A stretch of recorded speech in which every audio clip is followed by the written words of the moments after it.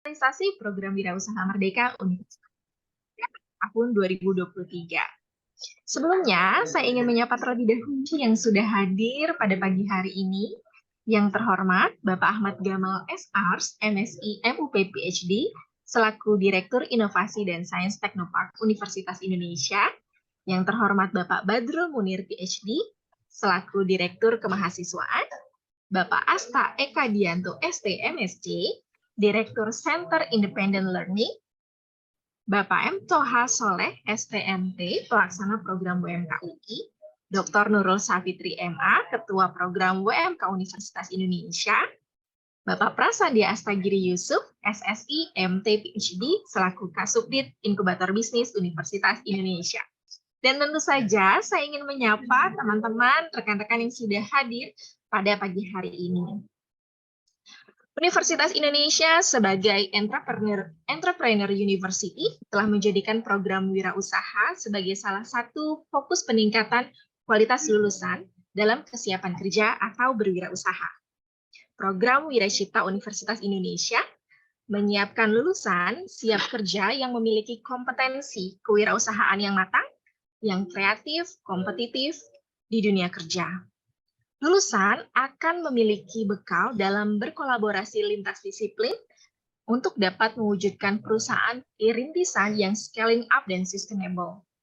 Sehingga tentu saja program ini memberikan dampak ekonomi yang luas pada masyarakat. Bapak, Ibu, dan rekan-rekan sekalian, perkenankan saya, Neni Rahman, yang akan memandu jalannya acara pada pagi hari ini. Jika Bapak, Ibu, ataupun rekan-rekan yang mengalami kendala dapat menghubungi saya, dan tim panitia akan siap untuk membantu Bapak Ibu sekalian. Baik, Bapak Ibu dan rekan-rekan sekalian, untuk acara pertama, marilah kita menyanyikan lagu Indonesia Raya.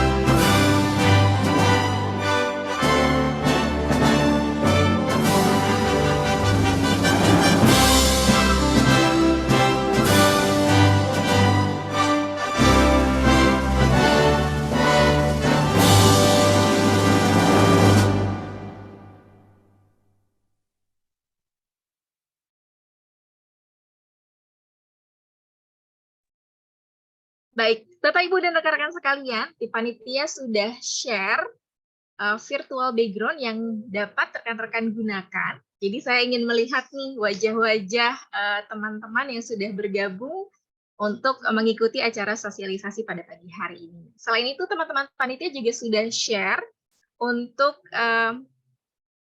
mengisi form daftar hadir di kolom chat pada aplikasi Zoom ini. Teman-teman bisa mengganti username pada Zoom dengan format asal perguruan tinggi _ nama. Jadi bisa diganti lebih dulu ya teman-teman. Baik, Bapak, Ibu, dan hadirin sekalian, kita akan berlanjut ke acara pertama, yaitu sambutan dari Direktur Inovasi dan Sains Teknopark, Bapak Ahmad Gamal, SARS, MSI, MUP PhD. Pada Pak Gamal dipersilahkan.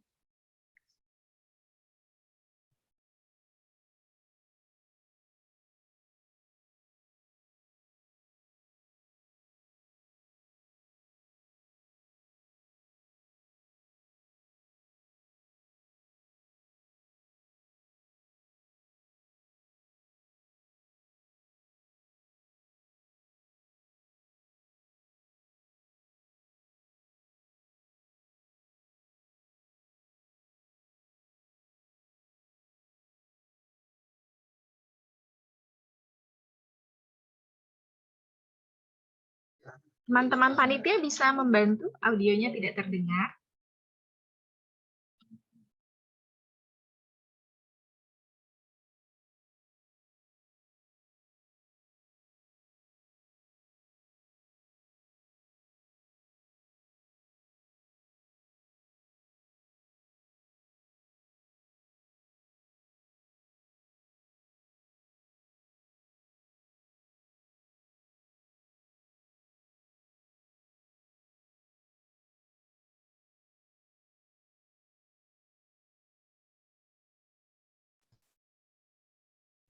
Sepertinya audionya bermasalah ya.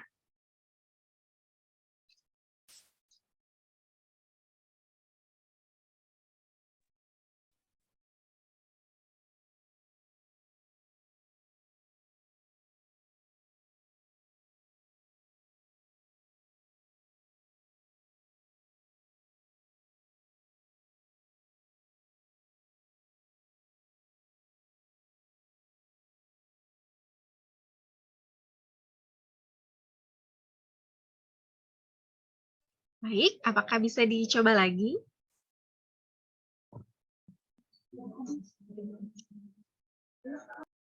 Bismillahirrahmanirrahim. Assalamualaikum warahmatullahi wabarakatuh.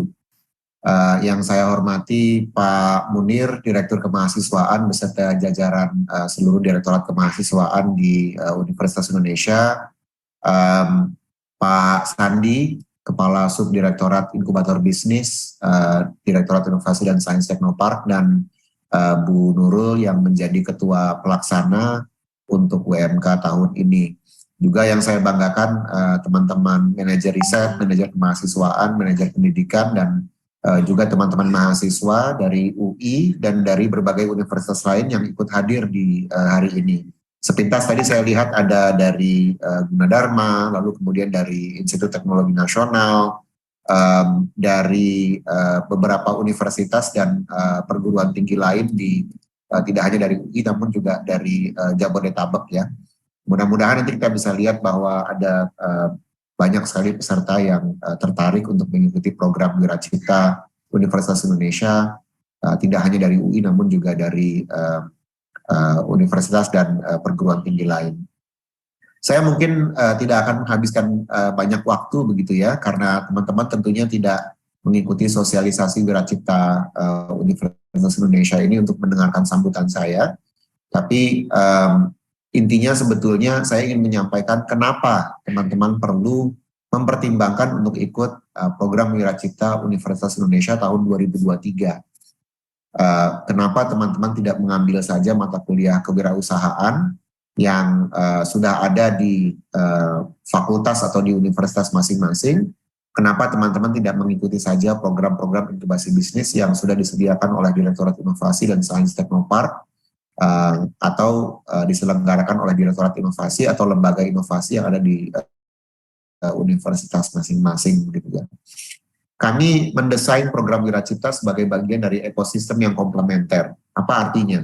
Artinya sebetulnya Wiracita itu ada sebagai pelengkap dari mata kuliah kewirausahaan yang diselenggarakan di fakultas atau di universitas masing-masing, dan juga program inkubasi bisnis yang diselenggarakan di fakultas atau universitas masing-masing gitu ya.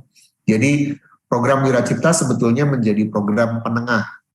Kami mendesain program itu agar yang pertama teman-teman bisa mengaplikasikan prinsip-prinsip kewirausahaan yang barangkali sudah didapatkan di program-program atau mata kuliah kewirausahaan yang diselenggarakan di fakultas atau di universitas.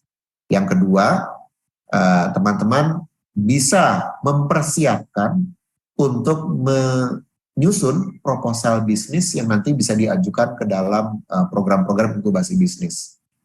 Yang ketiga, yang agak sulit untuk dilakukan kalau teman-teman hanya mengikuti mata kuliah kewirausahaan tentunya adalah teman-teman mahasiswa ini bisa berhubungan dengan mahasiswa, dosen, inventor dari UI yang jumlah patennya sangat banyak, sehingga kemudian teman-teman bisa punya basis yang sangat kuat terhadap rencana bisnis yang mau diusung.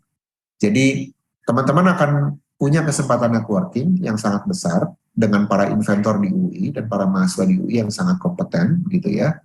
Bukan hanya dari fakultas tertentu, tapi dari seluruh universitas dan juga dari universitas lain. Ini sebetulnya sesuatu yang sangat mahal. Ini sesuatu yang tidak mudah dilakukan kalau teman-teman hanya mengandalkan jejaring pertemanan pribadi. Tapi dengan ikut Wiracipta Universitas Indonesia, teman-teman dari Fakultas Ekonomi dan Bisnis yang punya berbagai ide-ide bisnis misalnya, yang punya berbagai wawasan tentang kewirausahaan, bisa berhubungan dengan teman-teman dari Fakultas Kedokteran yang barangkali mampu untuk mewujudkan ide bisnis itu untuk menjadi layanan kesehatan misalnya. Atau berhubungan dengan teman-teman di Fakultas Teknik yang mampu untuk membangunkan sebuah workable prototype gitu ya, sebuah prototipe yang berfungsi dari ide bisnis atau ide layanan yang mau disiapkan oleh teman-teman di FEB. Atau misalnya berhubungan dengan teman-teman di farmasi yang bisa menyiapkan produk berupa makanan, sediaan obat, suplemen, yang nanti mungkin bisa dilempar ke pasar gitu ya. Dan ini berlaku umum ya, tidak hanya teman-teman dari Fakultas Teknik atau Farmasi atau Fasilkom atau Fakultas Kedokteran yang berbasis saintekes yang bisa menyiapkan produk. DISTP UI sudah menelurkan hampir 140 startup dari sekian banyak fakultas yang ada di UI dan produknya sangat beragam. Ada teman-teman yang produknya di bidang kesehatan, ada teman-teman yang produknya di bidang keteknikan, ada juga yang memberikan layanan yang berbasis aplikasi, jadi mungkin membutuhkan keahlian-keahlian computer scientist dan programmer, begitu ya. Ada juga yang misalnya memberikan layanan yang sangat inovatif untuk membuat layanan konsultasi gizi misalnya, bagi teman-teman yang ingin mendapatkan layanan konsultasi gizi tapi malu untuk datang sendiri ke rumah sakit, jadi mau melakukannya secara online. Jadi kami melihat bahwa terlepas dari apapun latar belakang teman-teman sekalian, teman-teman akan bisa mendapatkan teman yang baik di sini, di kegiatan Wiracipta Universitas Indonesia, bisa mendapatkan peluang untuk berjejaring dengan inventor, bisa punya peluang untuk berjejaring dengan calon CEO atau CMO atau CTO ya, Chief Executive Officer atau Chief Marketing Officer atau Chief Technical Officer dari sesama rekan mahasiswa di fakultas lain atau di universitas yang lain. Dan tentunya akan punya kesempatan untuk menimba ilmu. Sebagai penyemangat, saya mungkin perlu menyampaikan bahwa tahun ini UI akan menyalurkan sekitar 5 miliar dana untuk keperluan inkubasi bisnis, dan sebagian besar dari penerima dana inkubasi bisnis yang disalurkan di tahun ini adalah para peserta Wiracipta UI tahun 2022.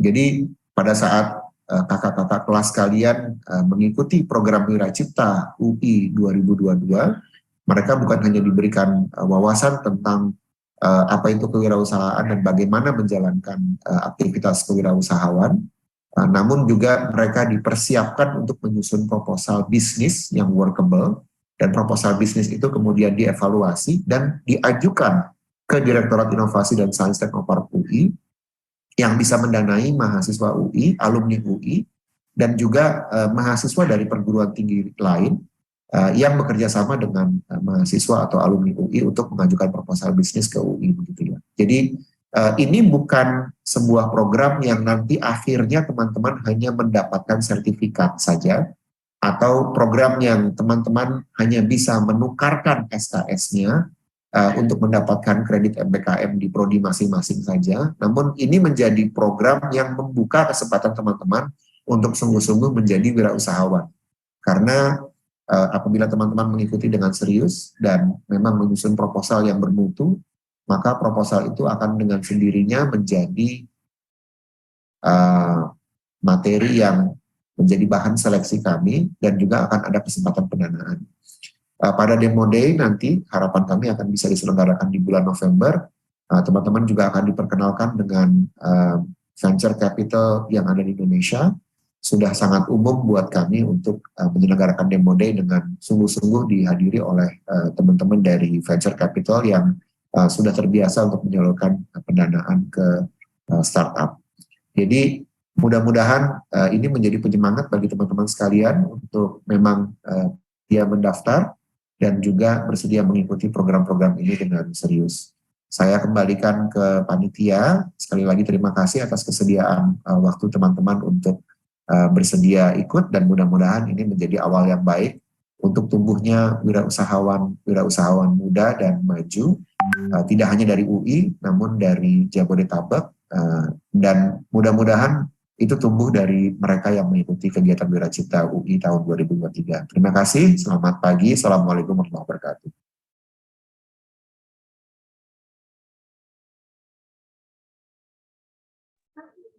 Baik, kita sudah menyaksikan sambutan dari Direktur Inovasi dan Sains Teknopark. Baik, saya sebelumnya ingin menyapa terlebih dahulu. Di sini sudah hadir berkenan Bapak Wakil Rektor Bidang Akademik dan Kemahasiswaan, Profesor Dr. Rernat Abdul Haris. Selamat pagi, Prof. Selamat pagi semua. Baik, Prof. Haris. Baik, di sini, Prof, untuk sosialisasi program Wiracipta Universitas Indonesia kali ini, itu dihadiri oleh Kaprodi dan dosen wirausaha serta mahasiswa Universitas Indonesia dan tentu saja kampus-kampus dari luar. Baik, mungkin langsung saja Prof. Haris, saya persilahkan Prof untuk memberikan sambutan pada pagi hari ini. Dipersilahkan Prof. Bismillahirrahmanirrahim. Assalamualaikum warahmatullahi wabarakatuh. Selamat pagi, salam sejahtera untuk kita semua yang kami hormati para ketua program studi dan tentu yang kami banggakan para mahasiswa dan juga para pimpinan dari Universitas Indonesia, para direktur yang hadir pada pagi hari ini. Pertama, mari kita panjatkan puji syukur kehadirat Allah Subhanahu wa Ta'ala yang telah memberikan nikmat dan karunia pada kita semua, sehingga pada hari ini kita kembali berkumpul dalam rangka sosialisasi program Wirausaha Merdeka di Universitas Indonesia tahun 2023. Kami tahu bahwa acara ini dilakukan 2 minggu yang lalu ya, diadakan secara luring, namun tidak ada yang hadir. Saya nggak tahu bagaimana panitia mengundangnya. Sehingga waktu itu saya sampaikan agar dilaksanakan secara luring. Dan kalau kami lihat pesertanya di sini juga masih sangat terbatas. Harusnya ini bisa menjamah lebih banyak lagi, 45 peserta ini masih kurang itu. Kami sebenarnya sangat berharap bahwa mahasiswa ini tentu lebih proaktif ya. Makanya sasarannya harusnya lebih dibuka lagi untuk mengundang mahasiswa. Jadi kita harus mendorong kalau target 300 dalam setahun, ini kalau yang disosialisasi sedikit ya agak disayangkan. Saya sangat berharap bahwa kegiatan ini tentu ada strategi lain, mungkin tentu kerjasama dengan Direktorat Kemahasiswaan, ini ada Pak Munir dan juga dengan Center for Independent Learning, ini juga digalakan lagi agar bisa merekrut mahasiswa Universitas Indonesia lebih banyak lagi. Tadi sudah disampaikan oleh Ketua Panitia, Kamal panjang lebar itu yang katanya sebentar ternyata juga lama ya. Jadi itu intinya bahwa kegiatan ini sebenarnya kami sangat mendorong ya. Karena kesempatan mereka belajar di mana mahasiswa punya kesempatan untuk mengeksersis diri untuk bisa mendapatkan skill-skill di luar bidang studi atau kompetensinya, dan ini semuanya akan direcognize dalam bentuk kredit. Ini harusnya benar-benar bisa dimanfaatkan dengan baik. Dan tentu kami juga akan mendorong agar mahasiswa ini bisa memanfaatkan peluang ini dan bisa mengkonversi dari apa yang dilakukannya sehingga mendapatkan kredit yang bisa seperti yang diharapkan. Dan tentu ini juga bagian dari upaya Universitas Indonesia untuk bisa memenuhi target kinerja indikator kinerja utama terhadap Kementerian Dikti-Dikbud ya. Dan kita juga bangga bahwa tahun lalu kita bisa meraih dari keberhasilan ini dan kita mendapatkan rankingan IQ nomor 1. Tapi tahun ini kita nggak tahu karena semuanya berubah dan dari sisi metriknya juga ada hal-hal yang mungkin sangat disayangkan. Terutama mungkin bagi kita yang capaiannya sudah di atas 100%, kalau diukur dari pertumbuhan ya tentu akan rendah gitu. Dan ini sebenarnya tidak perlu kita khawatirkan, karena yang penting kita juga bisa mencapai apa yang menjadi target-target kita, karena upaya ini tentu warna di pengembangan reputasi akademik di Universitas Indonesia. Sekali lagi, saya sangat berharap mungkin dari panitia untuk bisa lebih banyak lagi. Nanti saya akan coba monitor lewat Dirmawa, berapa banyak mungkin keterlibatan mahasiswa UI ya. Dan ini kan juga terbuka juga untuk mahasiswa di luar UI. Saya pikir juga ini ajang yang sangat baik untuk bisa saling berinteraksi. Dan kami juga bersyukur karena dari 18 katakanlah outlet perguruan tinggi yang ditunjuk sebagai pelaksana kewirausahaan ini, UI menjadi salah satunya dan kita dipercaya kembali tahun ini, dan tentu ini akan sangat baik sekali untuk bisa kita tingkatkan dari sisi jumlah pesertanya, baik dari internal maupun dari mahasiswa di luar Universitas Indonesia. Demikian mungkin sekali lagi kami berharap mungkin prodi-prodinya untuk bisa aktif menyampaikan dan tentu lebih kooperatif dalam proses konversi nanti dari konversi kegiatan untuk menjadi kredit yang bisa kita akui. Ini menjadi penting karena ini menjadi jaminan bagi mahasiswa untuk antusias mengikuti kegiatan ini. Jadi hal-hal yang mungkin menjadi gangguan atau kendala dalam kegiatan MPKM tentu kami akan mencari cara terbaik dan make it simple ya, jangan segala sesuatunya dibuat susah. Itu saja mungkin dari kami yang bisa kami sampaikan mengikuti ini, dan tolong apa yang diserap nanti bisa segera ditelurkan atau salurkan kepada para mahasiswanya. Bisa informasi berhenti di para kaprodi saja. Sekali lagi saya ucapkan terima kasih. Wabillahi taufiq wal hidayah. Wassalamualaikum warahmatullahi wabarakatuh. Waalaikumsalam warahmatullahi wabarakatuh. Izin Prof. Haris untuk kita foto bersama terlebih dahulu. Silakan. Baik, mohon dibantu panitia. Ini ada 3 slide. Untuk rekan-rekan Bapak Ibu dan sekalian bisa mengaktifkan kameranya terlebih dahulu. Kita akan foto bersama terlebih dahulu. Baik, kita mulai. Oke, untuk slide pertama, 1, 2, 3. Baik, untuk slide selanjutnya, 1, 2, 3. Slide terakhir, 1, 2, 3. Baik. Terima kasih Prof. Haris atas sambutan dan berkenan kehadirannya untuk acara sosialisasi pada pagi hari ini. Baik, Bapak, Ibu, dan rekan-rekan sekalian, kita akan berlanjut ke acara selanjutnya. Kita akan menyaksikan terlebih dahulu pemutaran video Wiracipta Universitas Indonesia.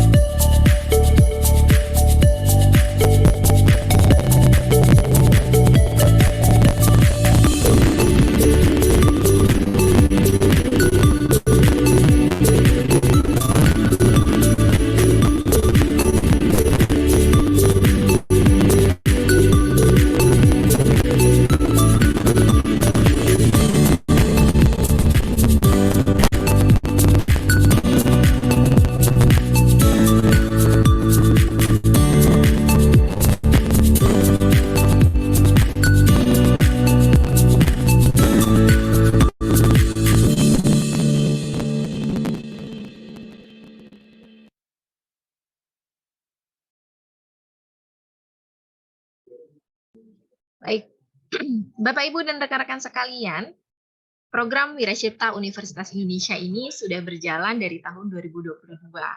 UI sebagai pelaksana program sudah ikut serta dari tahun 2022 selama 1 semester.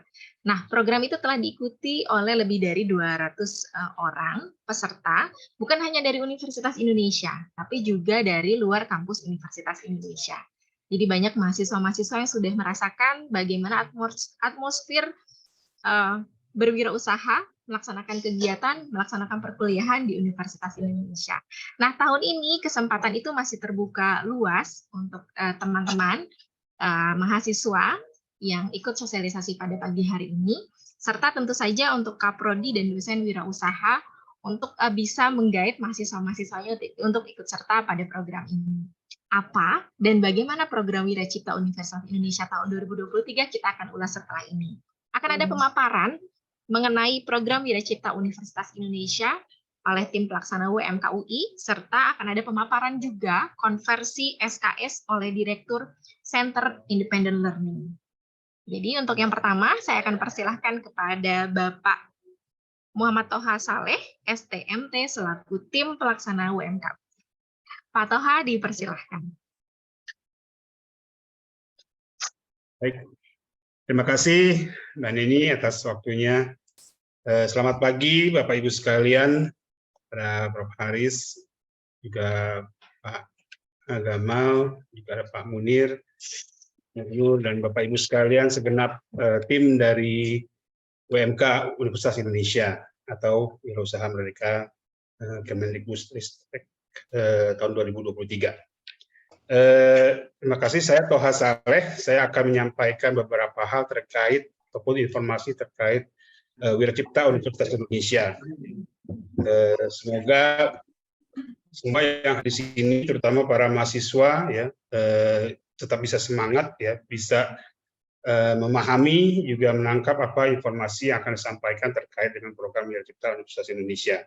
Oke. Tadi sudah disampaikan oleh Prof. Haris, juga Pak Gamal dalam pembukaan, dalam sambutannya, bahwasannya program ini memang sengaja dibuat atau di-create untuk para mahasiswa Universitas Indonesia maupun di luar Universitas Indonesia agar bisa mendapatkan pengalaman lebih, ya, ekstra dalam hal kaitannya dengan wirausaha atau kewirausahaan atau mungkin entrepreneurship di sisi lainnya. Baik, saya akan memulai atau izin untuk share screen. Atau dari Mbak Rofika atau dari saya share screen-nya?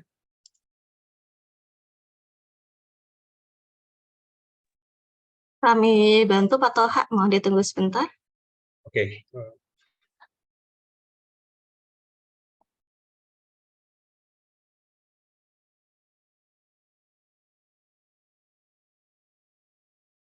Saya stop share, ya.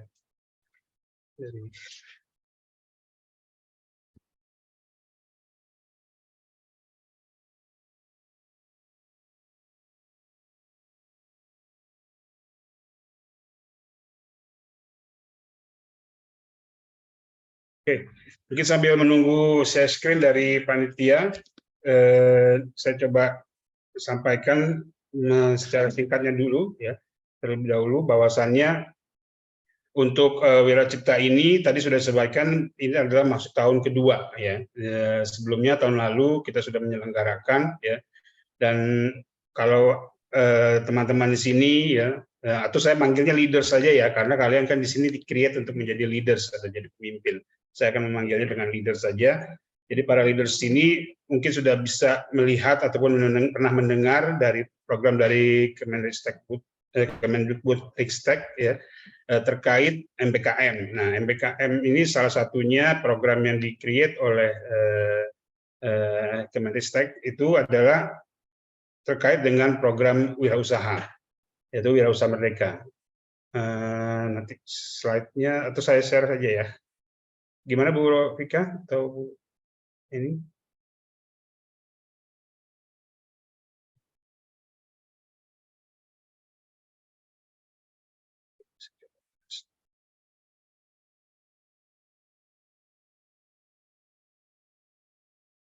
Oke, biar dari saya saja.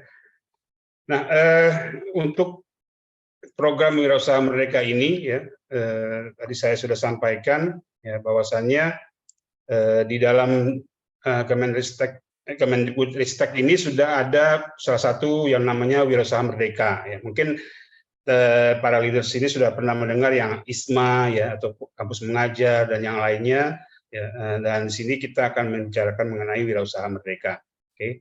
Nah, kaitannya nanti dari apa yang sudah disampaikan di awal tadi ya, program ini memang sengaja dibuat untuk mempersiapkan lulusan perguruan tinggi ya, terutama di Universitas Indonesia ya, yang mau membuat ataupun meniti karir ataupun menjalankan usaha ataupun bisnis secara pribadi maupun berkelompok. Ya.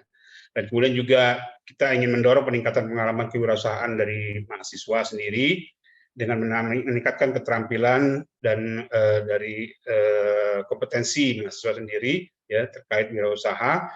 Dan yang paling penting sebenarnya untuk menanamkan pola pikir bahwasannya wirausaha itu cukup luas, cukup kompleks dan bisa dilakukan oleh siapa saja. Ya. Serta di sini juga kita berharap untuk bisa membantu meningkatkan kapasitas dan kualitas dari para lulusan di perguruan tinggi. Nah, dari tahun lalu itu kita punya settingan atau rencana sekitar 10.000 mahasiswa dari dan pelaksana WMK-nya ini adalah 15 perguruan tinggi di seluruh Indonesia. Dan alhamdulillah kenyataannya ternyata tahun lalu itu lebih dari ekspektasi kita atau lebih dari target ya, ada 11 ribuan lebih dari berbagai perguruan tinggi yang menjadi peserta dan 17 universitas ataupun perguruan tinggi yang bersedia menjadi pelaksana dari program Wirausaha Merdeka ini. Nah, kalau berkaitan dengan tahun ini ya kita targetnya itu 12.000. Kita menaikkan target dari 10.000 tahun lalu, kita berusaha mencapai 12.000 dan ini untuk seluruh Indonesia. Di Universitas Indonesia sendiri kita mendapatkan kuota sekitar 300-an untuk peserta dari Wirausaha Merdeka. Makanya jangan sampai ketinggalan rombongan ya. Setelah ini nanti kalian para leaders bisa langsung assign atau mendaftarkan diri di website yang kami sudah sediakan. Oke. Nah, intinya seluruh perguruan tinggi pelaksana ini saling membantu, mendukung ya, berkolaborasi untuk bisa mencetak wirausaha merdeka dari mahasiswa di perguruan tinggi masing-masing ya, atau bahkan juga perguruan tinggi yang menitipkan mahasiswanya di perguruan tinggi lainnya untuk mengikuti program UMK ini sehingga pada akhirnya bisa tercapai apa yang ditargetkan dari program ini. Keuntungan dari program ini itu akan dirasakan oleh 3 pihak, yaitu mahasiswa tentunya sebagai peserta ya, yang akan mengikuti program ini, dan kemudian juga dari perguruan tinggi pelaksana sendiri ya akan mendapatkan keuntungan dari segi pencapaian 2 indikator kinerja utamanya, yaitu mahasiswa bisa atau lulusan bisa mendapatkan pekerjaan yang layak, serta mahasiswa itu mendapat pengalaman ya yang real dari luar kampus ya, terkait dengan kewirausahaan. Dan yang terakhir juga adalah perguruan tinggi asal mahasiswa itu sendiri ya. Jadi kalau kami di UI menerima mahasiswa dari misalnya dari IPB atau mungkin dari universitas di luar Jawa, itu juga mendapatkan keuntungan bagi perguruan tinggi itu sendiri dari segi program.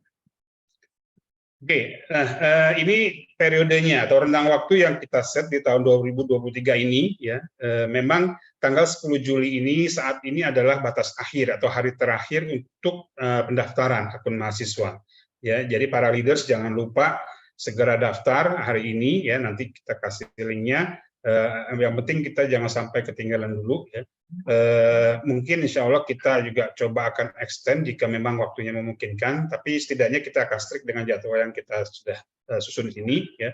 Dan nanti di periode ini, di hari ini itu adalah pendaftaran akun dan kemudian para leaders bisa memilih perguruan tinggi pelaksana programnya. Tentunya kita pilihnya di UMK Universitas Indonesia. Oke. Nanti ada sedikit tes kebinakaan dan kemudian juga Anda diminta untuk mengunggah beberapa dokumen kelengkapan atau kelengkapan dokumen prasyarat ya, dan kemudian juga akan divalidasi oleh panitia, melakukan seleksi dan kemudian hasilnya akan kita sampaikan kepada mahasiswa setidaknya menjelang akhir bulan Juli ini. Nanti jika ada pertanyaan dari para leaders, silakan ya diajukan bisa lewat chat ataupun melalui raise hand nanti setelah akhir sesi penyampaian materi. Oke. Tapi sekarang saya ingin lihat dulu nih dari deskripsi yang sudah disampaikan oleh Wakil Rektor, kemudian dari Kepala dari STP dari inkubator bisnis ya. Itu kira-kira boleh dong saya mencoba menanyakan kepada para leaders nih. Boleh raise hand ya, kan ada fasilitas raise hand di sini, kira-kira yang memang berminat ataupun memang sudah ingin sekali mengikuti program ini, sudah pernah mendengar informasinya, soalnya boleh silakan diklik raise hand-nya, sekedar raise hand aja ya, untuk bisa mengetahui kira-kira berapa banyak sih yang sudah bersemangat ini untuk mengetahui lebih jauh tentang informasi program Wira Cipta kita, WMKUI terutama. Oke, terima kasih sudah raise hand. Ya, Jelika, oke. Silakan bagi yang ingin raise hand juga, saya tunggu masih supaya biar kita sama-sama semangat nih, gitu. Karena nanti akan ada banyak waktu setelah presentasi ini untuk diskusi. Jadi bagi yang ingin menanyakan lebih jauh, kemudian masih galau ada dari hal segi administrasi dan sebagainya, itu nanti bisa kita bantu tangani, kita selesaikan. Oke, terima kasih yang sudah raise hand. Saya sangat apresiasi. Sekarang boleh saya lanjut ya. Di sini tadi sudah sempat disampaikan dari iklannya ya, iklannya WMKUI ya. Intinya di sini saya tidak akan membacakan seluruhnya, tapi karena di sini ada tuntutan ya supaya Universitas Indonesia menjadi entrepreneur university ya. Jadi kita harus perlu banyak menciptakan entrepreneur muda terutama ya, dari lulusan-lulusan kita. Nah, dan di sini kegiatan entrepreneurship ini itu banyak sekali gitu, dan bukan sekedar hanya kelas-kelas biasa ya seperti kelas kewirausahaan di fakultas Anda masing-masing ya, atau yang berhubungan dengan kewirausahaan, tapi kita juga lebih jauh terlibat ya di dalam pembentukan bisnisnya ya, mulai dari mengenerate ide-ide bisnisnya, kemudian hingga sampai bisa merealisasikan ya, dan kemudian bahkan jika para leaders beruntung di sini, ya, itu bisa mendapatkan pendanaan. Ya, kita tadi sudah sampaikan lebih dari 300 juta kemungkinan pendanaan yang bisa leaders dapatkan di sini. Oke, di sini ada beberapa kegiatan ya dari program Wira Cipta Universitas Indonesia ya, dari mulai outbound outdoor kegiatan activity ya, ada e-camp series, ya, kemudian juga ada tugas mandiri tentu saja ya, karena ini perlu waktu banyak atau jam yang banyak untuk bisa akomodir dari segi kompetensi SKS-nya ya. Ada mentoring juga, DPL itu adalah dosen pembimbing lapangan ya. Jadi nanti ada coaching langsung ya. Nanti para leaders akan mendapatkan bimbingan langsung dari dosen-dosen, juga dari para praktisi ya. Kemudian juga ada mentoring dari praktisi tadi, ada program online juga dari MOOCs-nya UI ya. Kemudian ada SNA onboarding program, nanti ada bootcamp juga ya. Jadi kita benar-benar merasakan nuansa ataupun environment dari dunia bisnis, dari mulai mengenerate bisnisnya sampai mengaplikasikan bisnis itu sendiri ya. Dan kemudian yang terakhir ada demo day. Nah, di sini ada struktur pengelolaan WMKUI, ya, kita tidak akan banyak bicara mengenai ini, tapi intinya tadi sudah disampaikan bahwa ini dijamin, digaranti oleh Universitas Indonesia, ya, bahwa program ini adalah resmi, dan SKS yang Anda dapatkan, yaitu 20 SKS, itu bisa diakui oleh perguruan tinggi masing-masing, ataupun di universitas, ataupun di program studi masing-masing. Oke, nah, kemudian kalau dilihat dari sebarannya nih tahun lalu nih ya, sebagai informasi saja, hampir 50-50 sih ya. Dari UI sendiri itu sekitar 82 peserta ya, yaitu mencapai 43% dari total peserta yang sekitar hampir 200 ya. Dan sisanya itu non UI. Nah, itu sebarannya Anda bisa lihat sendiri ya. Bahwasanya di sini mungkin yang cukup banyak juga dari Kerawang misalnya yang sekitar UI, sekitar Jakarta atau Jabodetabek, ada Esa Unggul, juga ada UNJ ya, itu yang lebih banyak dibandingkan dengan yang lain-lainnya yang rata-rata mungkin sekitar 1 atau 2 peserta. Tapi intinya kita ingin menunjukkan bahwa sebarannya itu cukup banyak. Jadi bukan Anda saja, dan kompetensi dan saingannya di sini juga cukup banyak ya. Jadi jangan sampai terlambat untuk mendaftarkan diri Anda. Oke, leaders.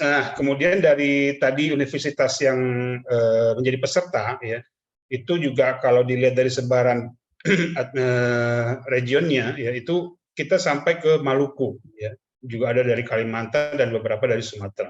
Jadi memang karena ini programnya merupakan program yang memang sangat dibutuhkan di seluruh Indonesia sebenarnya, dan tuntutan dari kementerian, jadi memang banyak sekali potensi dari peminat di berbagai provinsi. Walaupun di provinsi mereka sebenarnya juga ada penyelenggara-penyelenggara tersebut. Oke, nah untuk UI sendiri, nah kenapa nih mesti milih di UMK UI gitu ya? Nah, oke, para leaders, jadi selain mungkin metode-metode pembelajaran yang mungkin sudah kalian pernah dapatkan ya terkait yang student centered learning, flipped learning, ya, kemudian juga ada experiential learning, ya, ada problem based learning, ya. Itu juga tadi juga disampaikan ada bisa berkolaborasi dari sekian fakultas yang ada di Universitas Indonesia, itu akan lebih mudah untuk para leaders bisa saling bertukar pikiran, ide, ataupun saling mensupport, ya, mendukung, ya. Dan tadi juga ada pendanaan sampai 300 juta, ya. Jadi tahun lalu juga ada yang mendapatkan sampai 100 juta untuk pendanaannya, ya. Tergantung dengan modal bisnisnya yang kemudian akhirnya bisa dieksekusi, ya. Intinya juga di sini yang luar biasa adalah Anda sebagai leaders bisa belajar dari praktisi-praktisi bisnis yang real, langsung dari lapangan, ya. Kemudian juga ya tentu saja kalau kita dari UI sudah tahu semua fasilitas yang ada di UI, bisa belajar langsung di UI, ya. Dan kemudian kurikulum kita juga punya standar, gitu. Dalam arti ini tidak main-main, dan kemasan 20 SKS itu sudah benar-benar dipikirkan dan mempunyai jenjang kompetensi yang memang sudah disusun sedemikian rupa. Oke. Nah, kemudian kalau untuk, nah ini tadi yang saya sampaikan untuk kompetensinya, gitu ya. Jadi mungkin Anda sudah familiar dengan struktur kompetensi yang ada di masing-masing program studi ataupun jurusan ataupun departemen para leaders masing-masing, ya. Tapi intinya di sini paling tidak kita punya 10 sub CPMK, ya, yang masing-masing kita bagi menjadi beberapa tahap, setidaknya ada 3 tahap, pre-immersion, immersion, dan post-immersion, ya, yang memang kita akan bagi alokasi waktunya untuk immersion sendiri. Immersion itu adalah program, kalau bahasa Indonesianya itu dicemplungin, kalau bahasa Jakarta dicemplungin. Jadi kita dimasukkan ke dalam suatu lingkungan yang real, ya, yang dimana Anda para leaders bisa langsung berinteraksi, ya, kemudian juga mendapatkan informasi, pengalaman langsung, ya. Jadi kalau bahasa kerennya ada experiential learning, gitu. Karena kita ini merupakan experiential kompetensinya. Oke, nah kemudian untuk rancangan dan metode pembelajarannya dari 3 tahapan tadi, ya. Jadi sebelumnya sebelum Anda para leaders dicemplungin, gitu ya, dimasukkan ke dalam suatu lingkungan khusus, ya, itu ada persiapannya, ya. Jadi ada bootcamp, ada e-camp seriesnya, ya. Di situ juga para leaders juga bisa mendapatkan materi-materi dasar, ya. Dan kemudian nanti setelah itu leaders bisa melanjutkan ke immersion-nya. Nah, di sini durasi waktu yang lebih panjang, ya, sekitar 6 mingguan nanti di immersion ini, pada saat Anda langsung berinteraksi dengan para pebisnis, praktisi bisnis, profesional, juga didampingi oleh dosen-dosen yang memang termasuk dalam tim pelaksana di lapangan, gitu ya.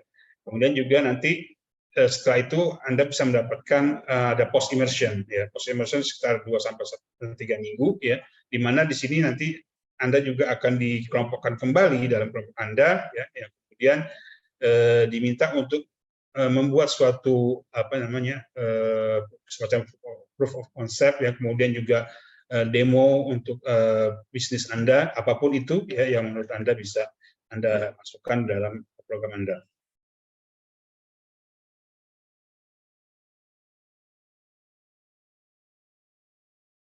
Oke. Ini screen sharing.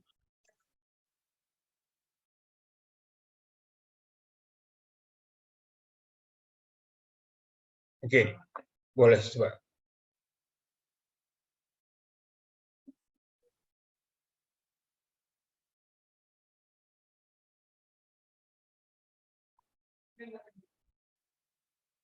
Oke, sudah, Bu.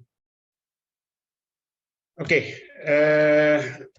selanjutnya untuk rekognisi dari SKS yang ada di UI ya, itu tadi disampaikan ada 20 SKS ya. Dalam arti di sini Anda bisa mendapatkan sebaran 20 SKS itu melalui 3 tahapan tadi ya. Tadi yang pre-immersion itu sekitar 4 SKS karena di awal ya, kemudian ada 10 SKS pada saat immersionnya, dan kemudian diakhiri dengan post immersion itu sekitar 6 SKS untuk akhir dari kompetensi program ini. Oke, next.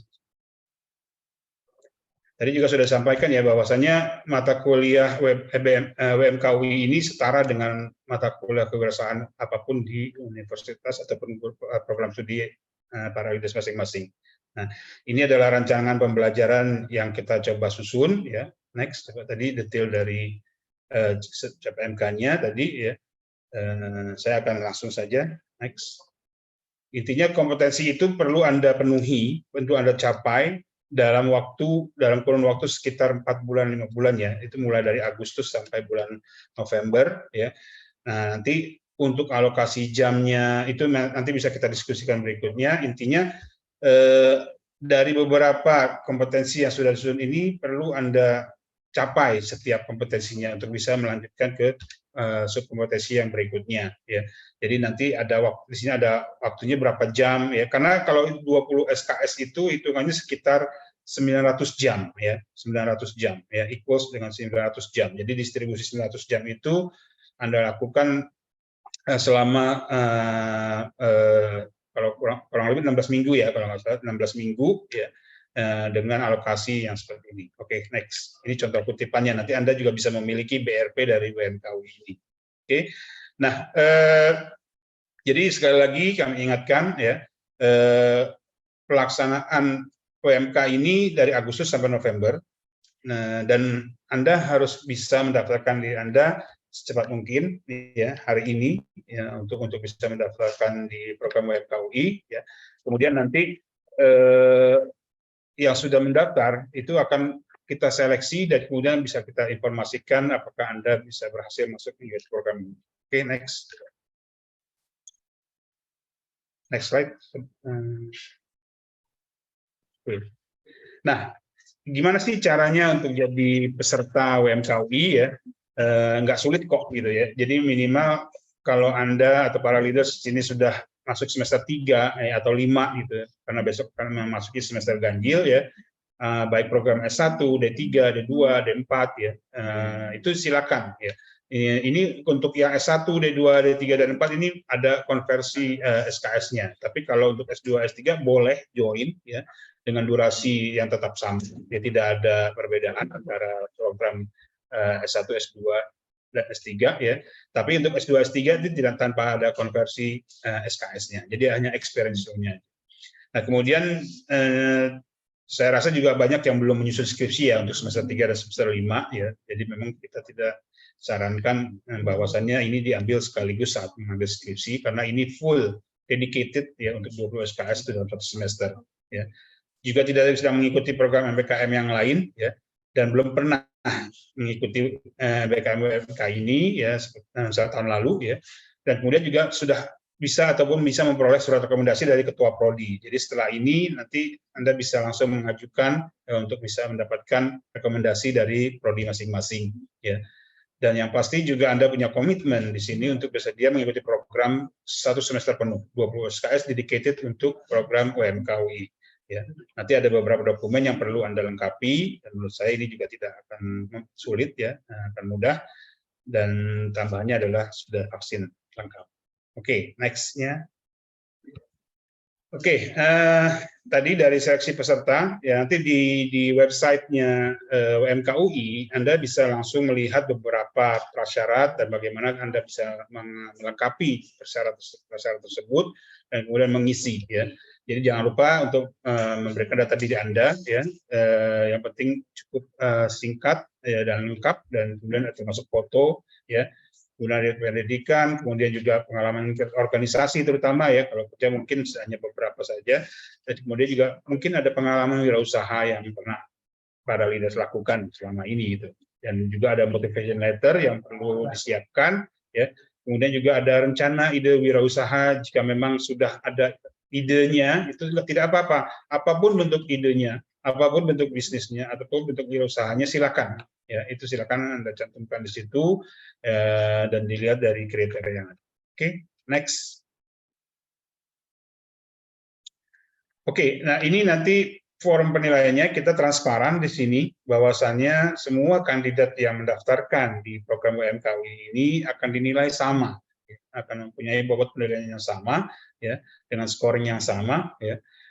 Anda bisa lihat di sini mulai dari data yang para leader submit, kemudian dari motivation letternya. Ingat ya, kalau dilihat sini motivation letternya ini yang cukup dominan dari segi pembobotan penilaiannya. Jadi mudah-mudahan di sini Anda semua sudah benar-benar bisa membuat motivation letter yang baik dan memang benar-benar mempunyai motivasi yang kuat untuk melaksanakan program UMK ini. Oke, next. Oke, ini timeline-nya. Jadi saya ingatkan, mungkin sekarang kita fokus di masalah persiapan program saja ya. Yang penting Anda daftar, ya kemudian nanti untuk informasi selengkapnya bisa kita diskusikan setelah Anda diterima di dalam program UMK UI ini. Oke, next. Nah, untuk fasilitas ya mungkin sudah familiar ya, beberapa dari para leaders ini sudah familiar dengan MOOCs ya atau IDOLS-nya UI ya, karena kita akan banyak sekali berinteraksi melalui daring ya dan menggunakan daring media ya, dan kemudian kita fasilitasi dengan sistem pembelajaran yang ada di UI. Oke, next. Nah, kemudian kalau untuk offline-nya, ini juga ada sesi offline-nya ya. Jadi kita bisa juga saling berinteraksi, tentu saja memang harus berinteraksi sesama peserta, juga peserta dengan pembimbing, ya, dosen lapangan, ya, kemudian juga dengan praktisi dan sebagainya, ya. Dan mungkin cukup familiar untuk anak-anak UI sini yang terkait dengan fasilitas yang ada di UI ya. Dan mungkin yang belum terlalu banyak digunakan oleh mahasiswa di sini adalah co-working space-nya ya. Ada tempat di mana kita bisa berkolaborasi mengerjakan sesuatu secara berkelompok ya, dan fasilitasnya juga lengkap ya. Environment juga sangat mendukung untuk bisa belajar secara berkelompok ya. Oke, next. Nah, ini yang juga penting ya, kolaborasi praktisi mengajar. Ini yang sudah komit dengan kita ataupun paling tidak melaksanakan kerjasama dengan Universitas Indonesia tahun lalu ya. Kalau Anda benar-benar memang sudah familiar dengan wirausaha, mungkin juga familiar dengan wajah-wajah ini ataupun nama-nama dari tokoh-tokoh praktisi yang ada di sini ya. Sangat banyak sekali ya. Dan kemudian mereka-mereka inilah yang kemudian akan mem-sharing atau meng-coach Anda langsung ya. Jadi leaders ini para leaders di sini akan menerima bimbingan langsung dari mereka-mereka. Oke, next.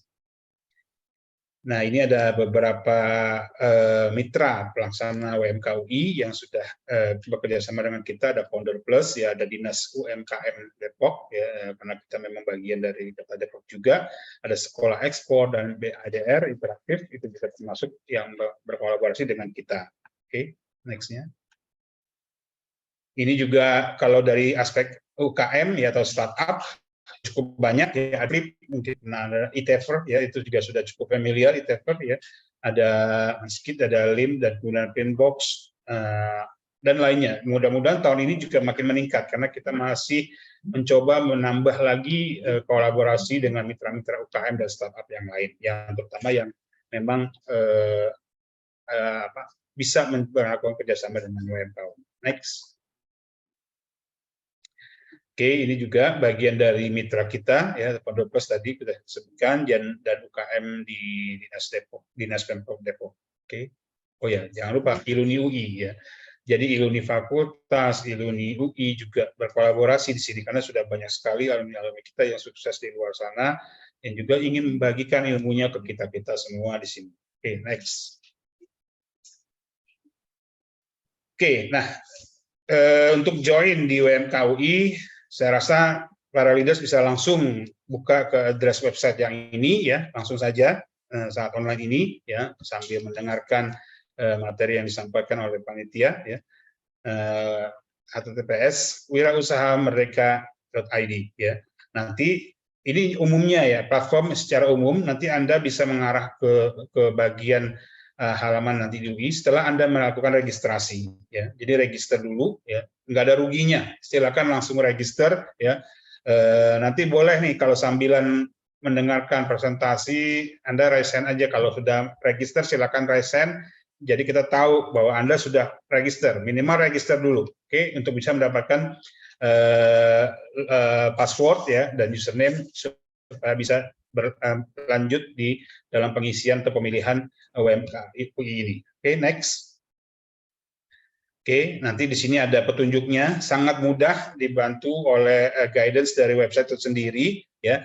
Nah, nanti kita ingatkan nih, nah setelah masuk ya, itu nanti dari dashboardnya UMK di Kemendikbudristek ini, Anda bisa pilih pelaksana programnya. Jadi perguruan tinggi pelaksana programnya itu siapa. Nah, silakan Anda scroll langsung mencari Universitas Indonesia dan pilih Universitas Indonesia. Ada 34 perguruan tinggi yang melaksanakan program Wira Cipta ini se-Indonesia ya. Salah satunya adalah Universitas Indonesia yang juga sudah melakukan UMK ini sejak tahun lalu. Oke, jangan lupa langsung memilih Universitas Indonesia. Nanti dari situ, next, Anda akan dipandu khusus dari website UMK-nya UI, ya. Ada identitas yang perlu Anda isi, ya. Kemudian Anda submit juga berkas disiapkan, ya. Jika ada yang memang belum Anda siapkan tidak masalah, ya. Anda bisa save sambil mencari berkas yang sesuai juga, ya. Dan akun Anda tidak akan hilang, ya. Dan yang penting Anda bisa memenuhi minimal requirement dari data yang diminta ya hari ini ya, sehingga hari ini benar-benar bisa Anda terregister atau terdaftar dalam join dalam UMK UI ya. Oke, next. Oke, mungkin dari saya itu jika ada yang ingin diskusikan ya, kayaknya memang pasti lebih efektif kalau kita langsung berdiskusi, tapi jangan lupa ya, sambil berdiskusi bisa sambil langsung login ataupun register dulu. Tidak ada ruginya, yang penting data Anda masuk dulu, karena kita saat ini penutupan registrasi hingga hari ini ya 10 Juli. Jadi ini adalah sosialisasi terakhir, karena sudah berkali-kali kita melakukan sosialisasi, tapi kita terus akan melakukan sosialisasi sampai target mahasiswa atau peserta ini bisa tercapai. Oke. Terima kasih dari saya. Silakan, mari kita berdiskusi di forum selanjutnya. Terima kasih. Saya kembalikan kepada moderator Mbak Neni dan Mbak Pika.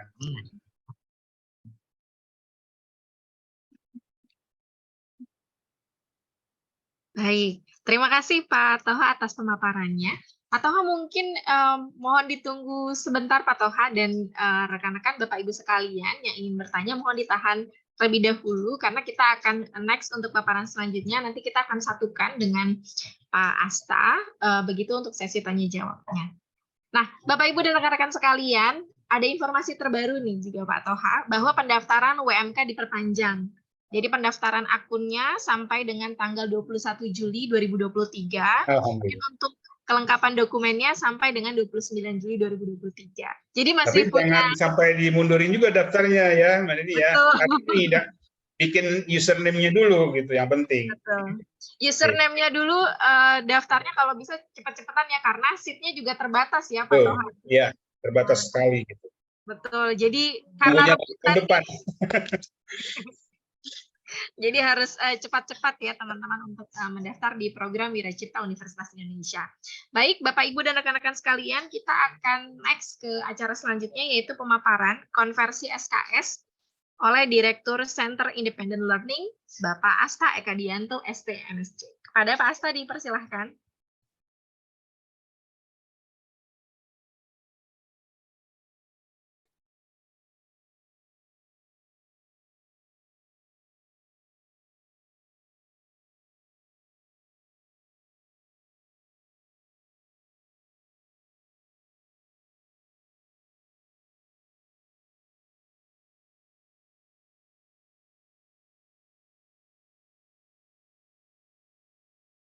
Baik, selamat pagi Bapak Ibu semuanya, para pimpinan program studi baik di lingkungan UI maupun dari berbagai universitas mitra yang berminat dengan program WMK atau Wira Usaha Merdeka ini, dan khususnya di UI disebut dengan Wira Cipta. Perkenalkan, saya Asta Eka Dianto, Kepala Center for Independent Learning Universitas Indonesia, yang pada hari ini hendak menyampaikan tentang bagaimana mekanisme atau strategi implementasi konversi SKS atau pengakuan kredit dari kegiatan Merdeka Belajar, khususnya UMK ini. Baik, perkenankan saya untuk share screen.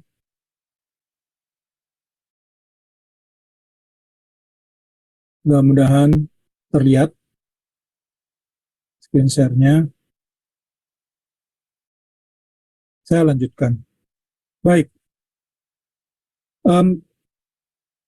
Kegiatan Merdeka Belajar di Universitas Indonesia itu sudah berlangsung jelas sejak kurikulum, mungkin bukan hanya kurikulum, tapi tahun 2020 yang dimulai dengan tentu saja Peraturan Menteri Nomor 3 Tahun 2020 tentang Standar Nasional Pendidikan Tinggi yang mencantumkan kegiatan Merdeka Belajar sebagai salah satu bentuk kegiatan pembelajaran di perguruan tinggi.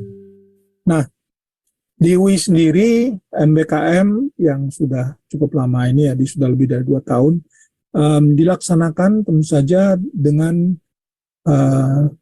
dilandaskan pada 3 azas, yaitu azas kemitraan, keikutsertaan, dan keunggulan. Kemitraan jelas kita ingin melibatkan semua pihak yang memang relevan dengan jenis program ataupun kegiatan Merdeka Belajar tersebut. Jadi bisa dari industri, dari dunia usaha. UMK UI ini untuk Wira Cipta ini melibatkan perusahaan-perusahaan startup, ya, para praktisi yang nanti akan juga terlibat di dalam proses. Selain tentu saja adalah para narasumber, para dosen wirausaha yang ada di UI. Dan ini tentu saja ada payungnya, dan kita memang membangun kemitraan ini ya sudah cukup lama, dan kebetulan kesempatan kegiatan Merdeka Belajar ini menjadi salah satu keunggulan kalau memang kita sudah punya mitra. Dan kemudian keikutsertaan itu melibatkan semua pihak, baik dosen, tentu saja. Dosen dalam hal ini bukan hanya dosen dari pengampu atau dosen pengajar, tapi juga dosen dari seluruh perguruan tinggi yang asal mahasiswa tersebut. Jadi misalnya dosen program studi, karena bagaimanapun juga kegiatan Merdeka Belajar ini penuh 1 semester full, sehingga mahasiswa tentu saja harus didampingi agar sukses belajarnya. Karena bebannya 20 SKS, dan sering dalam konteks Merdeka Belajar yang 20 SKS ini kita mengharuskan mahasiswa untuk tidak mengambil mata kuliah di perguruan tingginya. Jadi di IRS-nya itu tidak ada isian mata kuliah kecuali dia mengambil hanya Merdeka Belajar. Nah, juga mitra. Jadi mitra juga sangat terlibat dalam hal ini. Tentu saja aspek ketiga adalah keunggulan. Jadi kita ingin adanya hasil yang tentu saja relevan dengan topik yang memang dibawa dalam kegiatan Merdeka Belajar.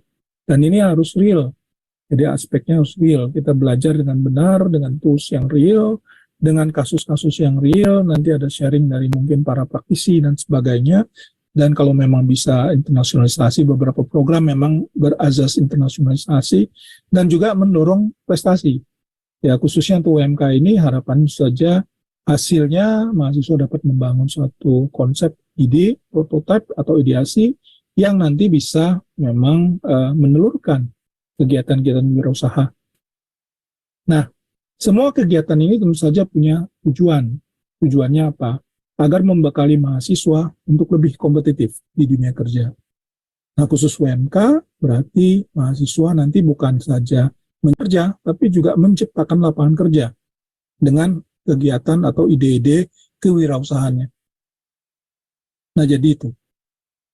Dan tentu saja waktu yang dihabiskan oleh mahasiswa ini perlu untuk dihargai sepenuhnya. Jadi berdasarkan Peraturan Menteri Nomor 3 Tahun 2020 memang sudah dicanangkan bahwa kegiatan Merdeka Belajar ini memiliki kredit. Dan ini kita alokasikan SKS-nya. Jadi ada proses di mana kita harus mengkonversi, dan ini akan tercatat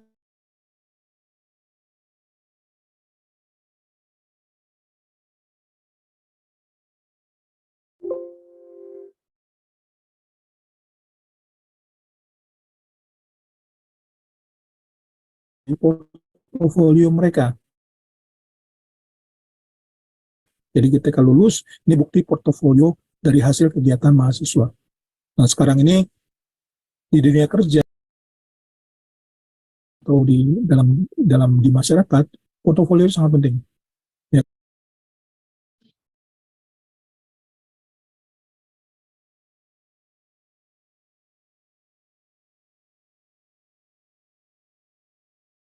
Yang lain mungkin portofolionya bisa menjadi salah satu aspek untuk meningkatkan competitiveness atau keunggulan mereka di dunia kerja. Jadi misalnya melamar dan menampilkan portofolio itu akan lebih menarik dan mungkin lebih kompetitif dibandingkan lulusan tanpa portofolio. Jadi memang ini hal-hal yang kita juga perhatikan dalam aspek tentu saja membekali lulusan kita. Nah, di UI kegiatan Merdeka Belajar ini dikelola secara terpusat di Center for Independent Learning atau CIL. Ya. Jadi unit ini memang bertugas memiliki tupoksi mengelola sebuah kegiatan MBKM termasuk juga kegiatan WMKU ini. Jadi mahasiswa ketika mengikuti kegiatan MBKM di Mitra biasanya membutuhkan konsultasi dengan dosen, dengan program studinya, sehingga mendapatkan persetujuan. Jadi tentu saja persyaratan-persyaratan seperti misalnya harus dari semester 5 dan sebagainya itu harus tetap diikuti. Nah, konsultasi ini penting karena untuk menjamin keberhasilan studi. Jadi bukan hanya kegiatan Merdeka Belajar, tapi keberhasilan studi. Jadi kalau mahasiswa nantinya lulus terlambat gara-gara mengikuti MBKM, tentu saja tidak diharapkan. Jadi yang diharapkan adalah tepat waktu dan tentu saja tidak mendapatkan masalah-masalah di dalam kegiatan belajarnya untuk bisa lulus dengan tepat waktu tadi. Jadi kalau misalnya dia sampai mundur, ya konsekuensi ini harus diketahui sebelumnya. Jadi nanti mahasiswa juga harus tahu persis apa yang dia akan hadapi. Itu misalnya dia harus mengambil mata kuliah wajib, dia harus menunda studinya yang katakanlah beberapa program studi memang memiliki struktur kurikulum yang lebih strict, lebih ketat. Ya. Ada beberapa program studi yang memang dikecualikan di MBKM ini, tapi mahasiswanya ingin ikut. Jadi konsultasi tetap penting untuk memastikan apa hal-hal atau konsekuensi-konsekuensi apa yang harus dihadapi ataupun persiapan-persiapan apa yang harus dilakukan oleh mahasiswa dan solusi-solusi yang mungkin bisa mereka ambil ya dari itu. Nah, setelah hasil konsultasi disetujui, baru mengajukan permohonan untuk mendapatkan rekomendasi dari CIL. Nah, khusus UMK UI atau Wiracipta, mahasiswa UI dapat langsung mendapatkan rekomendasi program studi untuk langsung mendaftar ke situs pendaftarannya UMK. Jadi karena CIL juga terlibat secara langsung, kami juga akan mendapatkan data siapa saja mahasiswa UI yang terdaftar di sana. Nah, tapi kalau untuk perguruan tinggi non-UI ataupun masuk UI yang mengambil kegiatan UMK yang tidak diselenggarakan oleh UI, tentu saja butuh atau harus melambatkan rekomendasi dari CIL karena kami tidak punya data itu. Jadi data penting. Data itu penting karena harus dimonitor. Mengapa harus monitor? Karena hasil kegiatan setelah selesai mengikuti MBKM, mahasiswa harus memproses transfer kredit. Jadi, life cycle atau siklus MBKM itu tuntas sampai pada konversi SKS. Nah, di UI konversi SKS diakui atau diterjemahkan dalam konteks transfer kredit. Jadi, mahasiswa melakukan transfer kredit dari hasil kegiatan pembelajarannya, dan ini harus dicatatkan di dalam SIAK dan dilaporkan ke Dikti.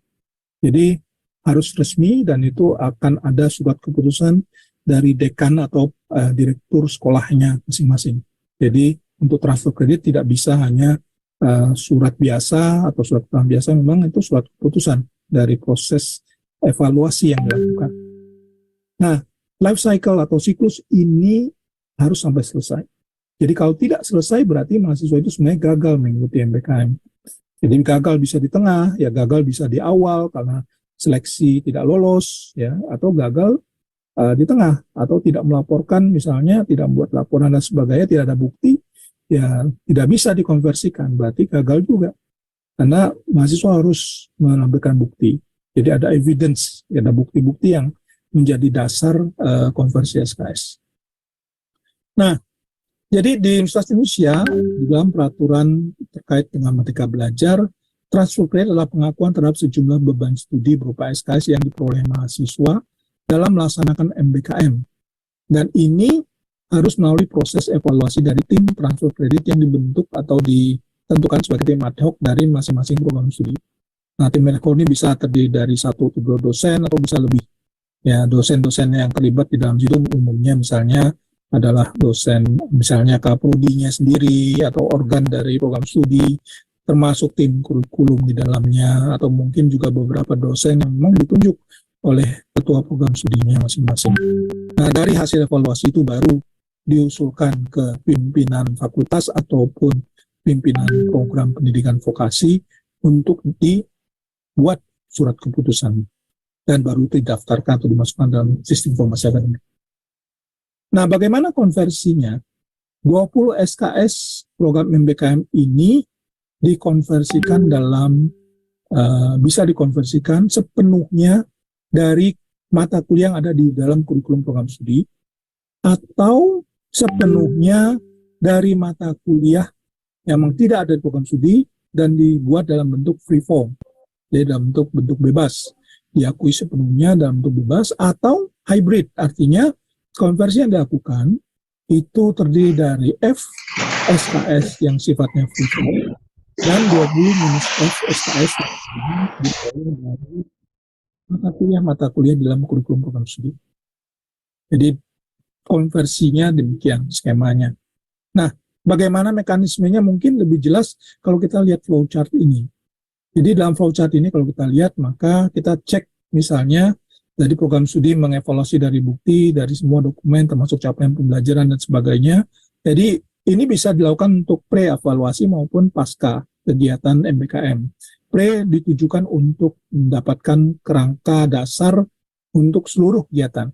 Tapi pasca evaluasi tetap penting karena mahasiswa belum tentu menyelesaikan semua kegiatan MBKM yang dilakukan. Jadi 20 SKS beban itu ada saja hal-hal yang mungkin bisa menyebabkan mereka itu akhirnya tidak menyelesaikan sebagian atau beberapa milestone atau capaian-capaian yang harus dilakukan. Itu bisa kelihatan nanti di bukti-bukti evidence yang dikumpulkan, baik transkrip, sertifikat, dan sebagainya. Jadi informasi itu jelas menunjukkan bahwa mahasiswanya memang tidak memenuhi 20 SKS. Tapi kalau penuh 20 SKS, maka konversinya akan seperti ini. Nah, mekanismenya gimana? Kita lihat. Pertama yang kita cek apakah semua bukti-bukti hasil pembelajaran itu dapat diakui 20 SKS penuh dengan mata kuliah program studi. Nah, ini tentu saja sangat menantang ya kalau pas cocok sekali misalnya program Merdeka Belajarnya dengan kurikulum program studi, capaian pembelajarannya sama dan sebagainya, ini akan sangat bagus sekali buat mahasiswa karena mereka dapat dikonversikan sepenuhnya dari mata kuliah program studi. Jadi kalau mendapatkan konversi dari mata kuliah program studi berarti mereka akan mendapatkan keringanan untuk tidak lagi perlu mengambil mata kuliah itu sendiri, jadi tidak perlu ikut kuliah lagi karena sudah diakui yang sudah disetarakan dengan kegiatan MBKM. Nah, ini akan mengurangi tentu saja beban studinya mereka. Nah, proses pengakuannya tentu saja akan M mata kuliah dari prodi yang 20 SKS tadi. Nah, kalau sudah itu ya berarti tinggal pelaporan, ya masuk dalam transkrip dan sebagainya. Nah, bagaimana kalau tidak dapat diakui? Tapi kan bisa saja sebagian dari mata kuliah program studi itu mungkin ada yang cocok, ada yang nyantel istilahnya ke kegiatan MBKM-nya. Maka kalau demikian, maka diakui saja berapa. Misalnya M mata kuliah dari prodi untuk X SKS kurang dari 20 jelas, ya ini dapat diakui sebagai konversi SKS untuk mata kuliah prodinya. Nah, sisanya dicek apakah dapat diakui sebagai mata kuliah MBKM program perguruan tinggi. Kenapa kita melihat dari sisi perguruan tinggi? Karena ini yang kita sebut dengan free form tadi. Jadi sepenuhnya sebagian mata kuliah yang nantinya mungkin atau sebagian kredit yang nantinya tidak dapat dikonversi dari atau disetarakan dengan mata kuliah di kurikulum, tentu saja nanti akan ditampung misalnya di dalam mata kuliah MBKM perguruan tinggi atau di dalam bentuk free form. Nah, di UI kita sebutnya free form. Ya, jadi nanti sisanya 20 minus X itu akan diakui sebagai bentuk free form. Nah, itu dilaporkan ke sistem informasi akademiknya atau SIAP-nya dan SIAP Dikti. Nah, kalau ternyata tidak dapat juga diakui sebagai mata kuliah perguruan tinggi misalnya, atau tidak bisa diakui sebagai FIFOM, maka tentu saja sisa dari kegiatan itu saja yang kemudian dilaporkan sebagai siak di dalam siak atau didiktinya. Nah, tentu saja kalau ternyata tidak ada semua mata kuliah program studi, tidak ada yang ada padanannya dengan kegiatan MBKM, maka kita dapat melakukan pengakuan seluruh kredit 20 SKS itu dalam bentuk FIFOM. Jadi dalam FIFOM dalam konteks ini adalah mata kuliah MBKM-nya perguruan tinggi. Jadi umumnya perguruan tinggi itu sudah punya tuh. Di UI juga sebenarnya ketika kita memasukkan FIFOM, jadi program studi hanya perlu mencatat FIFOM blok SKS sekian, karena nanti dan blok SKS itu sudah dikonversikan. Jadi kalau misalnya dapat 20, jadi kalau 20 berarti utuh, maka dia itu adalah MBKM 20 SKS. Tapi kalau ternyata sebagian sudah dikonversikan ke mata kuliah prodi, berarti sisanya misalnya katakanlah 20 minus X SKS, maka mata kuliah MBKM menjadi 20 minus X MBKM gitu. Jadi memang tiap-tiap item itu berbeda-beda, jadi memang kita sesuaikan dengan blok SKS yang diakui. Dalam hal ini juga dapat dilaporkan. Jadi ini skemanya sebenarnya. Jadi semua program studi dapat melakukan skema seperti ini. Nah, untuk menjamin adanya skema seperti ini, apa yang harus dilakukan?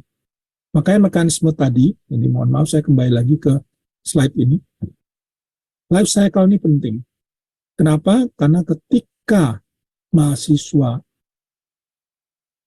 diterima di dalam MBKM, mahasiswa tersebut harus mengalokasikan di dalam satu semesternya nanti, ya di semester ketika dia mengikuti MBKM itu, 20 SKS kosong, atau dia alokasikan 20 SKS itu untuk Merdeka Belajar. Artinya satu semester itu maksimal 24 SKS beban mahasiswa, tidak bisa lebih. Jadi tidak bisa seenaknya itu ngambil mata kuliah dan sebagainya, ada batasannya. Nah, kalau sudah 20 SKS MBKM berarti sisanya 4 SKS, itu pun kalau mahasiswanya memang sebelumnya IP-nya bagus, tinggi dan sebagainya, sehingga layak untuk mendapatkan 24 SKS. Nah, hal ini tentu saja program studi yang akan mengevaluasi, ya, yang akan menentukan apakah dia masih boleh ngambil mata kuliah atau tidak. Tapi diharapkan dia mengalokasikan waktu dan tenaganya untuk yang 20 SKS MBKM.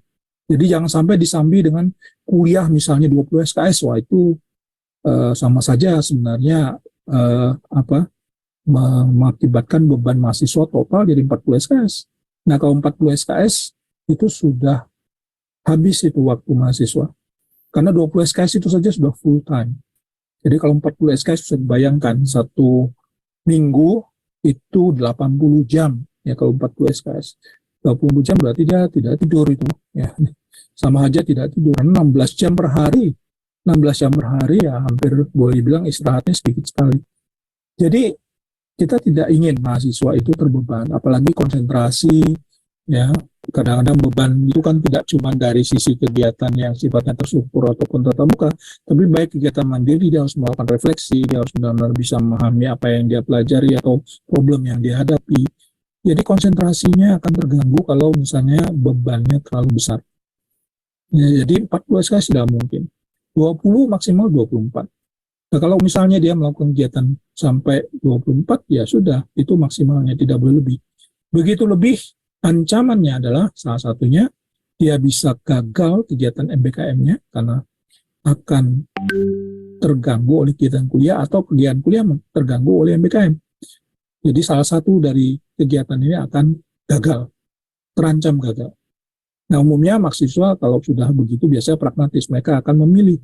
Nah, apa yang dipilih? Ya udah kuliah. Nah, syukur-syukur kalau kuliah. Kalau BKM yang dipilih ya kuliahnya juga akan terbengkalai. Ya sayang juga. Kenapa ambil kuliah kalau begitu?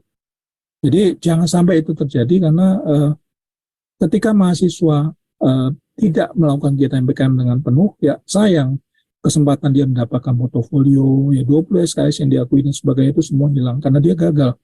Tadi bilang gagal karena tidak mencapai hasil yang diinginkan, ya tidak ada deliverables dan sebagainya. Nah, ini sangat penting. Jadi di UI mahasiswa ketika mengikuti MBKM statusnya adalah Merdeka Belajar dan dia memang dibatasi. Jadi meskipun dia statusnya aktif, menjadi mahasiswa aktif, tapi dia tidak boleh ngambil mata kuliah Bahkan kalaupun ngambil, ya itu maksimal 24 SKS dengan Merdeka Belajar yang cuma 20. Ya, ini mudah-mudahan menjadi perhatian sehingga ya 20 SKS ini juga menjadi tanggung jawab program studi untuk bisa mengkonversi. Makanya kemudian tadi skema konversi ya yang kita tampilkan di sini, ini yang dapat dijadikan referensi. Jadi tadi alternatifnya ya pada prinsipnya kita dapat menyetarakan atau melihat apakah mata kuliah di kurikulum itu ada yang sesuai. Nah, mata kuliah itu kemudian kita cocokkan, mungkin kita sesuaikan capaian MK-nya ya, capaian pembelajarannya dengan kegiatan MBKM. Ya, saya yakin tidak mungkin bisa persis sama 100%. Ya, pembandingannya juga tidak bisa apple to apple seringkali. Jadi ada kalanya kegiatan MBKM yang satu ini bisa saja lebih dari satu mata kuliah, gitu ya. Dan itu pun mencakup berbagai aspek. Jadi mungkin dalam satu mata kuliah CP-nya ya kita tidak bisa mengatakan harus 100%, ya kadang-kadang ya tergantung toleransi dari program studinya melihat mungkin 70% mencakup CP itu sudah cukup misalnya, karena memang syarat lulus 70 misalnya. Tadi itu tergantung dari program studi masing-masing mengevaluasi. Jadi nanti akan keluar jumlah N mata kuliah yang relevan. Nah sisanya ya dilihat dari jam kegiatan mahasiswa tadi. Sebenarnya total jam kegiatan itu merupakan pengalaman belajar. Mereka melakukan kegiatan yang memang sudah real, gitu ya. Sehingga itu juga layak untuk diakui. Ya mungkin sebagai soft skill, ya sebagai capaian terkait dengan leadership dan sebagai aspek-aspek soft skill banyak kan masuk di situ dan itu melengkapi 20 SKS tadi. Jadi total 20 SKS itu merupakan capaian yang bisa dicatatkan di dalam kegiatan MBKM. Ya, itu. Atau alternatif yang lain tadi ya sudah disampaikan pengakuan kreditnya ini sepenuhnya N mata kuliah atau tadi ya sebagian M mata kuliah, sebagian lagi adalah mata kuliah MBKM atau kita sebutnya free form kalau di UI-nya blok SKS yang nanti akan dikonversikan atau langsung dipadankan dengan mata kuliah MBKM. Nah ini juga bisa skema ini. Atau yang ketiga, sepenuhnya tidak ada yang sesuai dengan CPL Prodi atau CP mata kuliah misalnya, tidak ada mata kuliah yang cocok, ya sudah. Ambil saja sepenuh dari beban 20 SKS tadi masuk di dalam blok SKS atau di dalam satu mata kuliah MBKM penuh 20 SKS. Nah ini bisa dilaporkan. Ya, jadi konteksnya kurang lebih seperti ini adalah hanya sebagai gambaran. Kita bisa melakukan konversi secara terstruktur, kita bisa mengkonversikan secara freeform tadi penuh, ya, atau kita bisa mengkonversikan dalam bentuk hybrid, jadi gabungan antara keduanya. Pada prinsipnya ini mekanisme yang kita lakukan, tapi tujuannya adalah mengakui 20 SKS tadi. Nah tadi trik 20 SKS itu tadi, jadi kasus-kasus yang terkait dengan MBKM, ya bagaimana kita bisa mengkonversikan 20 itu berdasarkan mata kuliah. Nah mungkin nanti ada sharing terkait dengan mata kuliah apa saja yang bisa atau mungkin contoh-contoh program studi yang terkait yang dikonversikan dalam bentuk mata kuliah dan sebagainya. Nah, saya hanya ingin menunjukkan di UI kita memiliki sistem di SIAK di mana kita bisa mencatatkan mata kuliah mana saja yang bisa diambil sebagai padanan atau konversi kesetaraan dengan kegiatan Merdeka Belajar. Jadi umumnya mahasiswa nanti akan dicatatkan oleh kita sebutnya adalah subbagian akademik di fakultas yang berisi kegiatan Merdeka Belajarnya, ya. Tentu saja juga nomor SK-nya itu harus dilampirkan, dari ada SK dekan, dan detail dari kegiatannya termasuk tadi blok SKS-nya berapa dan mata kuliah apa saja yang disetarakan. Ya bahkan sebenarnya nilai juga kita bisa, tapi sementara ini di sini ada nilai TK misalnya, ya contoh saja. Baik. Demikian dari saya mungkin penjelasan tentang konversi SKS dan mudah-mudahan ini dapat memberikan gambaran bagaimana mekanisme konversi SKS yang ada di UI. Dan kami berharap bahwa seluruh program studi yang mengirimkan mahasiswanya itu dapat mendukung kegiatan mahasiswa yang mengikuti Merdeka Belajar. Karena ini kesempatan yang sangat jarang sebenarnya. Ya. Dengan adanya Merdeka Belajar, mahasiswa tentu saja kita harapkan dapat belajar banyak dan dapat kompetitif. ya sesuai dengan bidang dan minat yang mereka pilih. Sekian dan terima kasih, dan mudah-mudahan kalau ada pertanyaan atau tanya jawab dapat disampaikan baik secara tertulis ya mudah-mudahan atau secara lisan. Demikian dari saya. Assalamualaikum warahmatullahi wabarakatuh. Baik, Bapak, Ibu, dan rekan-rekan sekalian, kita sudah menyaksikan pemaparan dari Bapak Asta mengenai bagaimana konversi SKS yang akan dilakukan di Universitas Indonesia. Nah, bagi Bapak, Ibu, dan rekan-rekan yang ingin bertanya, silahkan kami membuka kesempatan selebar-lebarnya. Silahkan untuk raise hand atau bisa melalui kolom chat di aplikasi Zoom ini. Kemudian saya panggil kembali Bapak Toha dan Pak Shihan yang akan mewakili Pak Asta di sini untuk bisa bergabung bersama saya. Kita akan membuka sesi tanya jawab terlebih dahulu, Bapak.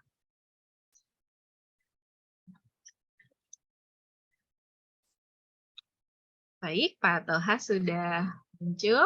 Mungkin bisa. Oke, di sini Bapak Shihan dari CIL. Ya, Mbak Neni. Baik, mana Pak Shihan nih? Suara saya terdengar, Mbak Neni? Bisa bersama kami, Pak. Nah, oke. Bisa bersama kami, bersama dengan Pak Toha, kemudian saya dan Pak Shihan. Baik. Bisa dibantu tim panitia? Ini sudah ada, sudah banyak nih yang raise hand. Kita mulai ya, Pak Toha dan Pak Shihan. Ya, silakan. Saya cek terlebih dahulu. Kita akan membuka 2 sesi tanya jawab. Satu sesi akan ada 3 penanya terlebih dahulu yang kita berikan kesempatan. Yang pertama dari FEB Hafiz. Ini saya persilahkan secara langsung ya. Terima kasih Bu Neni. Izin dipersilahkan langsung saja bisa bertanya secara langsung ke Pak Shihan maupun Pak Toha. Langsung saja Pak Hafiz. Pertanyaannya mohon maaf tadi akan saya sampaikan ditujukan untuk Pak Asta. Menyambung aja sih Bu Neni, adaptasi SIAK NG slide yang terakhir, apakah itu dimungkinkan untuk yang bersifatnya mix antara pengakuan mata kuliah yang bersifat pairwise yang bisa dipadankan, misalnya dari 20 SKS itu ada 3 mata kuliah, 9 SKS, namun 11 SKS-nya sifatnya blok transfer kredit begitu Mbak Neni. Itu aja sih pertanyaannya. Terima kasih.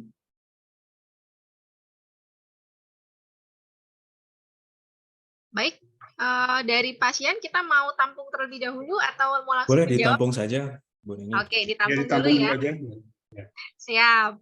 Baik, langsung saja yang kedua dari penanya kedua dari Rio, dari Jogja. Bisa diaktifkan kameranya terlebih dahulu, Pak Rio.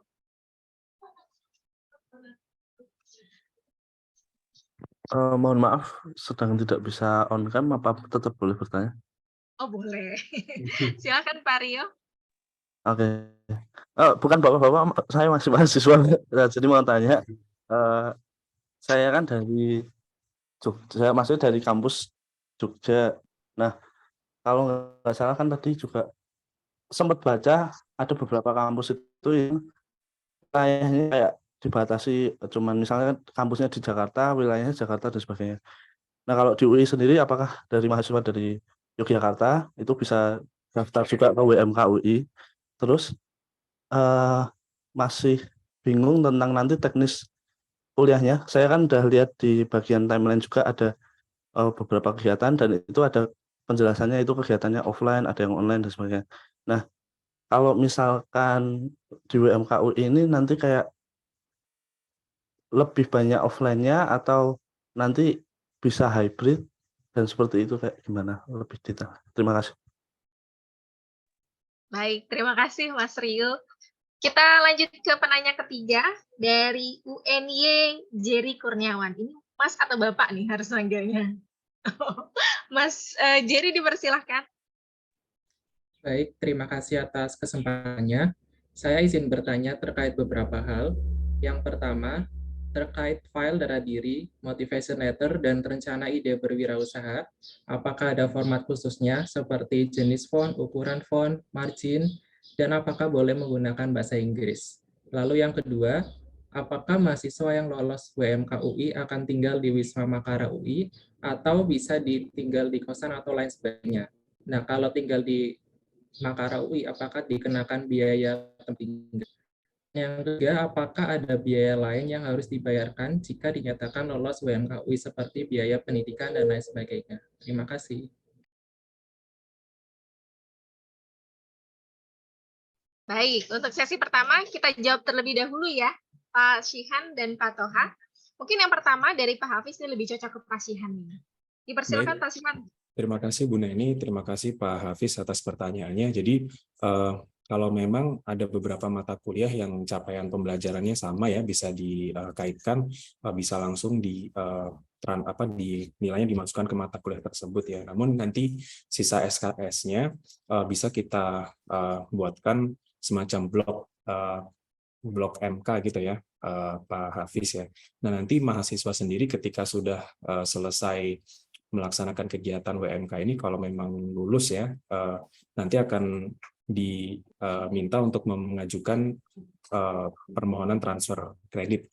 Nah, jadi atau transfer SKS. Nah, itu nanti diproses oleh CIL, kemudian CIL akan memberikan surat ke fakultas. Nah, nanti fakultas dengan prodi akan berkoordinasi untuk menginput materi ini dalam setiap mahasiswa tersebut. Mungkin itu kurang lebihnya, Bu. Terima kasih Pak Shihan. Terima kasih, sama-sama, Fis. Pak, sudah cukup jelas? Jelas, Bu. Baik, terima kasih. Untuk pertanyaan kedua dan ketiga mungkin lebih cocok ke Pak Toha ya. Dari Mas Rio, Pak Toha mengenai wilayahnya dibatasi atau tidak. Karena Pak Mas Rio ini dari Jogja, kemudian teknis perkuliahannya seperti apa? Silakan Pak Toha. Oke. Baik, terima kasih Mbak Neni. Oke, Mas Rio, ya mungkin juga bisa berkaitan juga dengan Mas Jerry ya di UNY. Jadi masalahnya memang di kurikulum UMK ini kita sangat mengharapkan ada dua tipe interaksi, yaitu offline dan online. Karena dari pengalaman kita yang tahun lalu memang agak sulit ya kalau offline seluruhnya, karena pada saat kita akan lakukan demo, kemudian juga lagi e-camp-nya, bootcamp-nya gitu ya.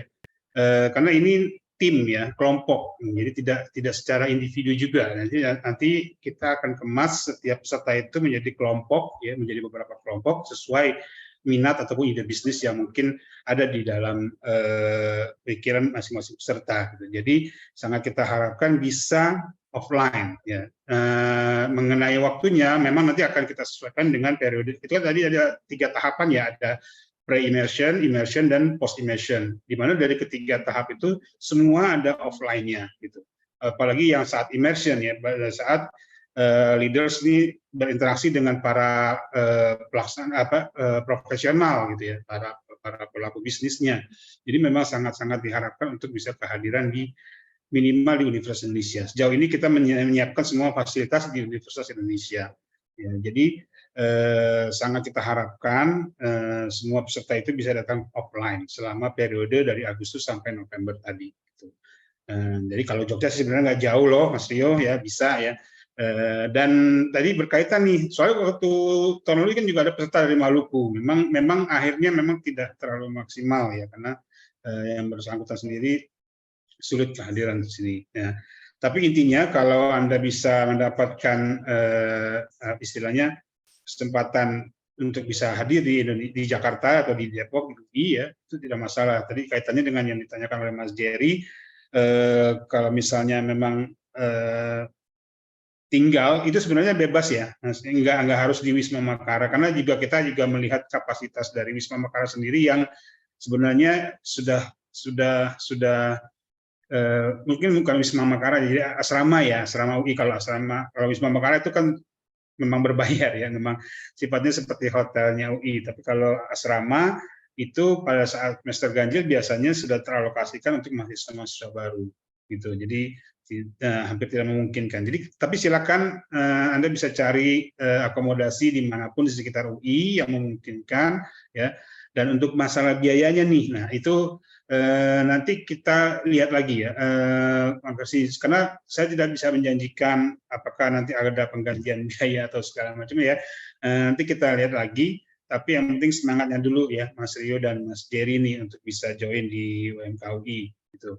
Walaupun sebenarnya di satu sisi juga ada juga penyelenggara di kota di Jogja ya, yang lainnya juga silakan juga, itu masih ada pilihan juga ke sana kalau memang tidak memungkinkan. Cuma kan di sini nilai lebihnya ya dari UI-nya, program dari UI-nya itu sendiri, itu aja. Sementara itu jawaban saya. Tadi ada pertanyaan yang kedua, Mas, jadi apa ya? Ya saya lupa tadi, Mas. Mengenai format file data diri. Oh, iya, iya. Formatnya, Ya, kemudian boleh ya itu betul. Bahasa Inggris juga boleh sebenarnya, nggak masalah. Cuma data diri biasanya ya bahasa Indonesia saja, ya biar tidak terlalu lama mikirnya supaya cepat proses registrasinya. Dan di situ sebenarnya ada sih panduannya, ya, bisa ikutin langsung itu. Sementara ini kita tidak terlalu kaku di format jenis fontnya, apanya segala macam. Yang penting bisa terbaca dan kemudian informasinya juga cukup lengkap. Itu saja sebenarnya, Mas. Baik, berarti Silakan. teman-teman yang dari luar kota bisa mencari akomodasi sendiri begitu ya Pak? Kita belum Betul, bisa. di sini banyak kok, banyak banget gitu ya. Tapi memang harus lebih cepat nih. Iya, iya. Jangan sampai keduluan sama mahasiswa baru ini, nanti mahasiswa baru aja sudah mulai mencari, karena banyak sekali mahasiswa baru yang masuk di tahun ini kan. Oke.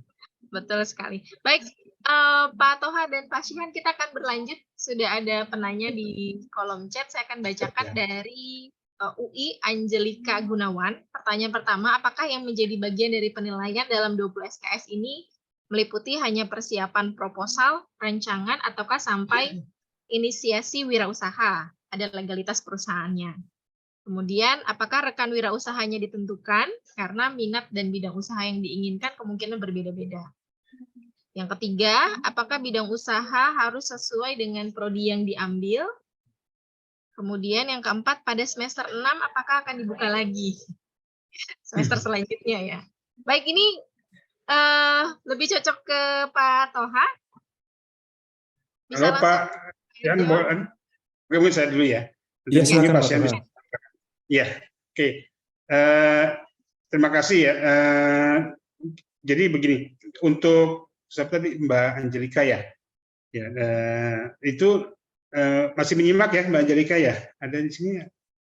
Mudah-mudahan menyimak juga. Ada. Boleh, oke ya, terima kasih.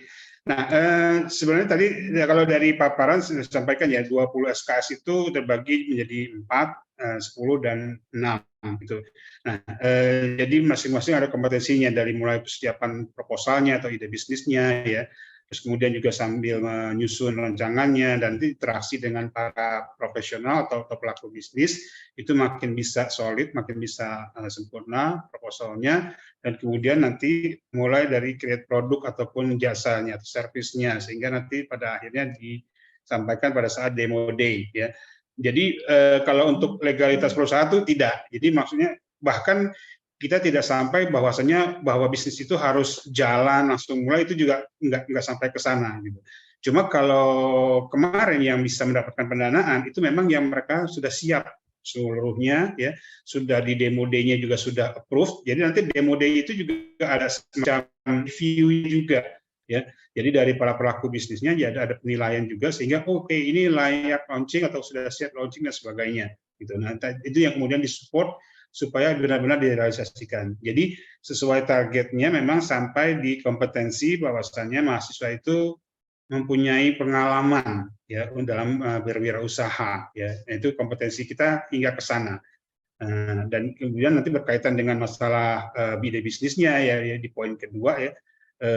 Itu bisa memang pasti akan berbeda, dan makanya di dalam form yang kita minta di awal itu para leaders mengisi perkiraan ide bisnis yang diminati gitu. Sehingga nanti kita karena ini tadi saya sudah sampaikan berkelompok ya.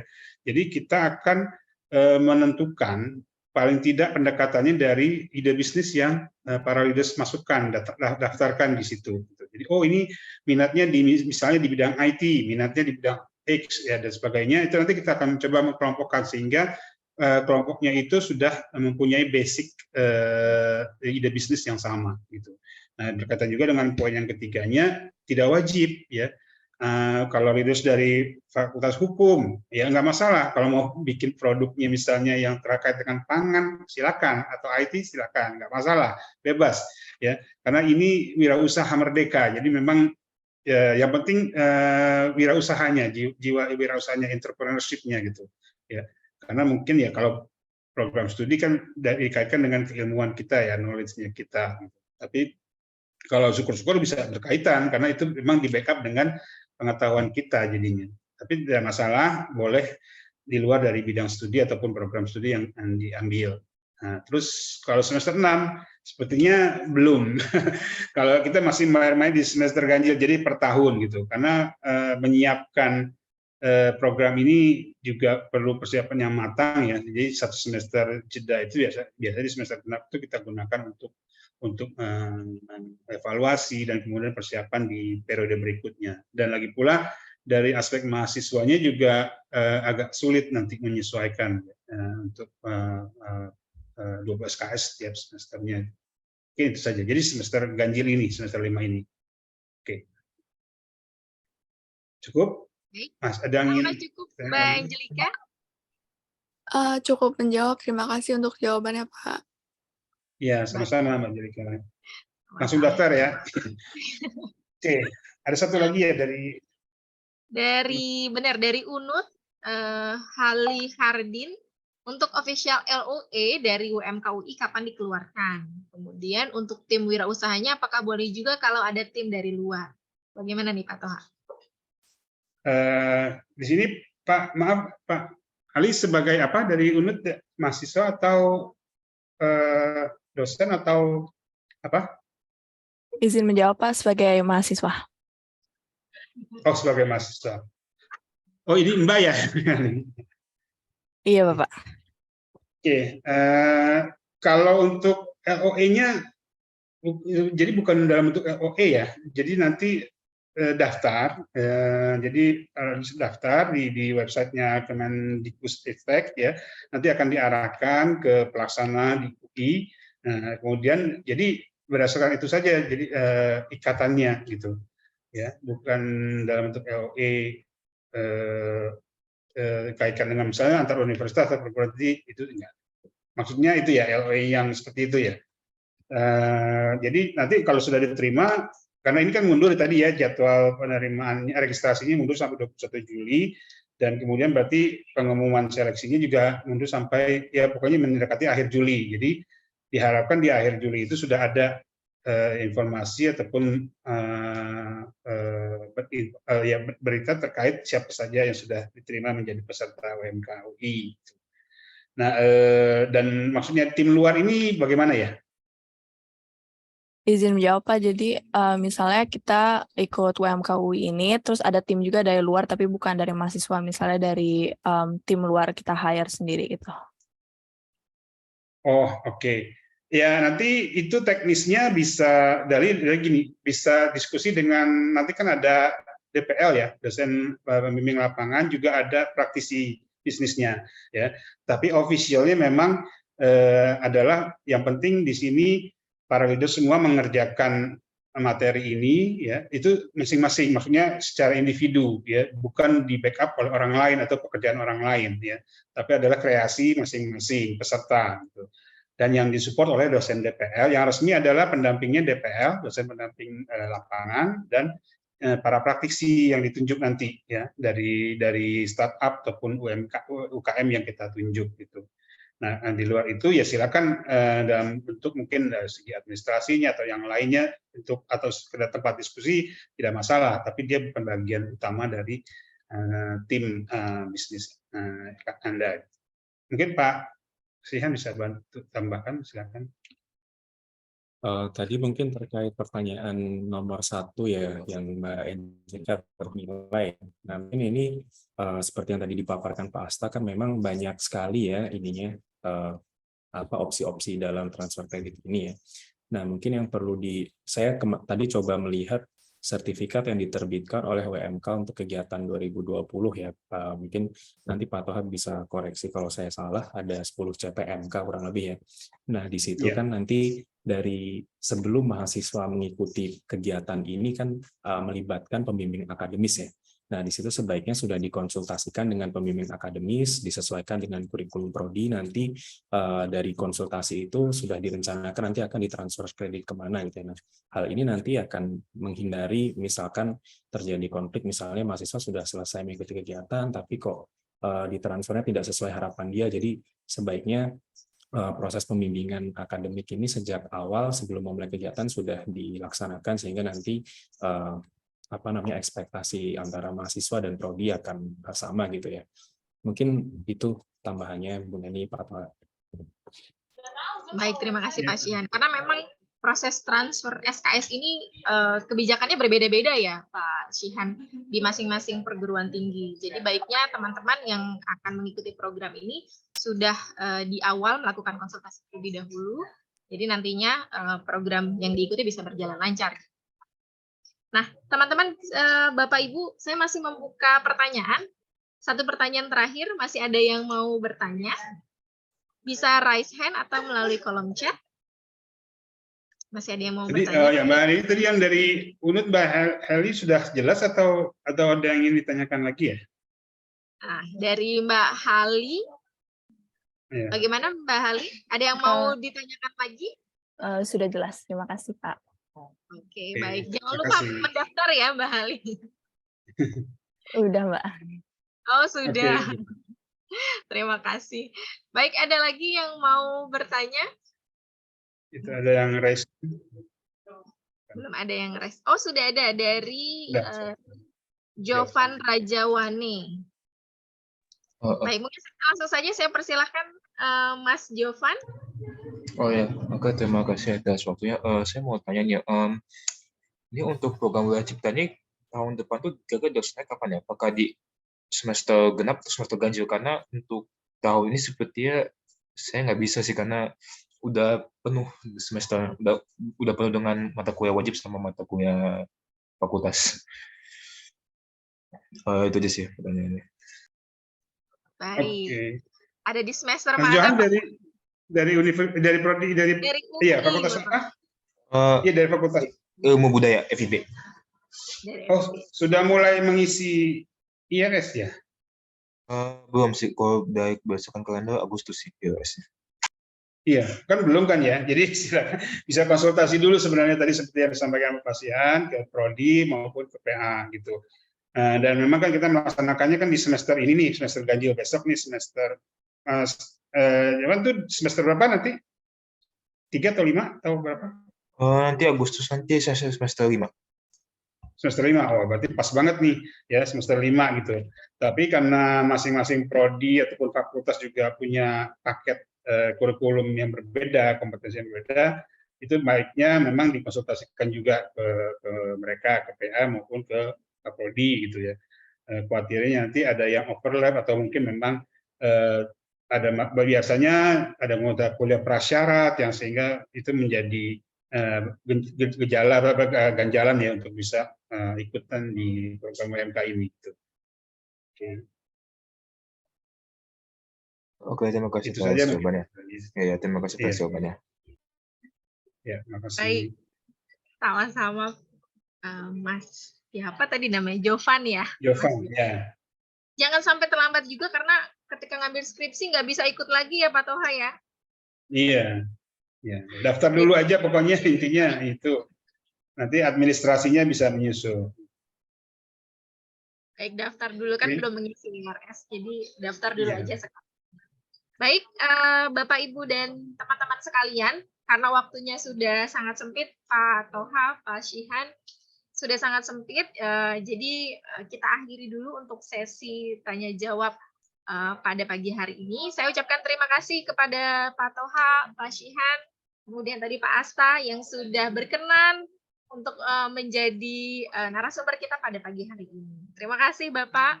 Mungkin sebelumnya saya ingin mengajak foto bersama dulu ya, selagi kita masih in frame. Oke. Bisa dibantu dari panitia. Baik, kita foto bersama terlebih dahulu. 1, 2, 3. Baik, terima kasih Pak Toha dan Pak Shihan. Sampai ketemu kembali. Sampai berjumpa lagi. Ya, terima kasih juga untuk semuanya Bu Neni, Pak Shihan, dan juga Bapak Ibu dan para leaders nih yang udah ikutan join. Jangan lupa langsung daftar ya. Oke, semangat. Terima kasih Pak Toha, Bu Neni, Bapak Ibu sekalian. Oke.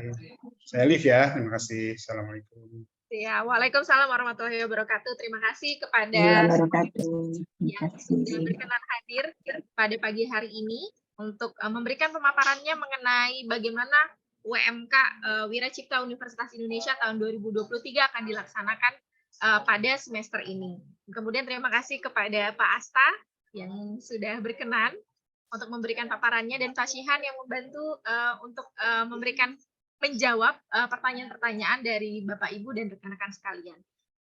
Baik, Bapak Ibu dan rekan-rekan sekalian, waktu kita sudah sangat sempit. Kita akhiri untuk sesi sosialisasi program Wira Cipta Universitas Indonesia. Tapi sebelumnya saya mohon kepada Bapak Munir untuk dapat menutup acara kita pada pagi hari ini. Baik, apakah bisa dibantu dari panitia?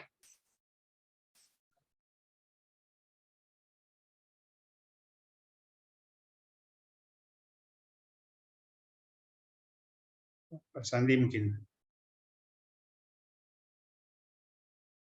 Masih di mute Mbak Nin.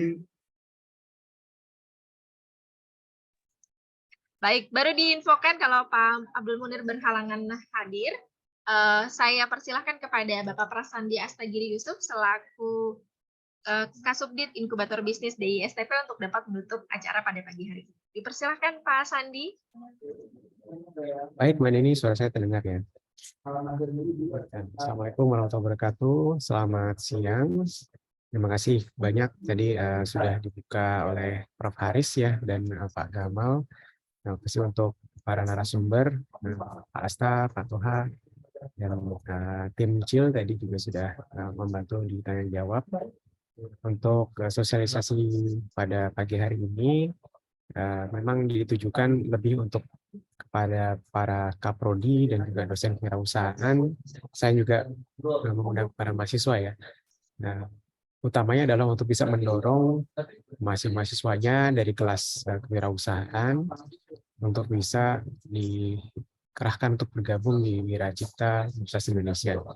Nah, tadi sudah dapat gambaran yang cukup jelas dari para narasumber. Semoga tidak ada keraguan lagi dan kami berharap betul Kaprodi dan juga Bapak Ibu dosen kewirausahaan bisa mendorong mahasiswa-mahasiswanya untuk bergabung dan nanti akan ada konversi SKS karena ini adalah program MBKM. Kita manfaatkan program yang sudah sangat baik dirancang ini untuk baik mahasiswa UI maupun mahasiswa di luar UI untuk membangun ekosistem wirausaha di Indonesia. Baik, demikian dari saya. Terima kasih banyak. Selamat siang. Assalamualaikum warahmatullahi wabarakatuh. Saya kembalikan ke Anda. Baik, waalaikumsalam warahmatullahi wabarakatuh. Terima kasih Pak Sandi sudah menutup acara pada pagi hari ini. Saya ucapkan terima kasih juga kepada teman-teman sekalian, Bapak Ibu yang sudah hadir. Kita nantikan Bapak Ibu, rekan-rekan mahasiswa untuk dapat mendaftar di program Wira Cipta Universitas Indonesia. Bisa pantengin IG, Instagram dari WMKUI, @umk_UI. Di sana akan ada informasi-informasi terbaru yang akan kita update terus mengenai program Wira Cipta Universitas Indonesia. Dan tentu saja pendaftarannya diundur, jadi masih punya waktu. Segera lengkapi berkasnya, segera konsultasi dengan para pembimbing di prodinya masing-masing. Baik, sebelum saya tutup, saya punya pantun terlebih dahulu nih. Supaya lebih ramai, jangan lupa cakepnya Bapak Ibu. Siang hari makan kuaci, makan bareng, makan bareng sama ibu terkasih. Cukup sekian acara hari ini. Saya ucapkan banyak terima kasih. Wassalamualaikum warahmatullahi wabarakatuh. Waalaikumsalam. Terima kasih banyak. Ditunggu untuk mendaftar di WMKUI. Selamat siang Terima kasih Pak Toha. Ya, Terima kasih Pak Shihan. Izin live ya. Izin semua.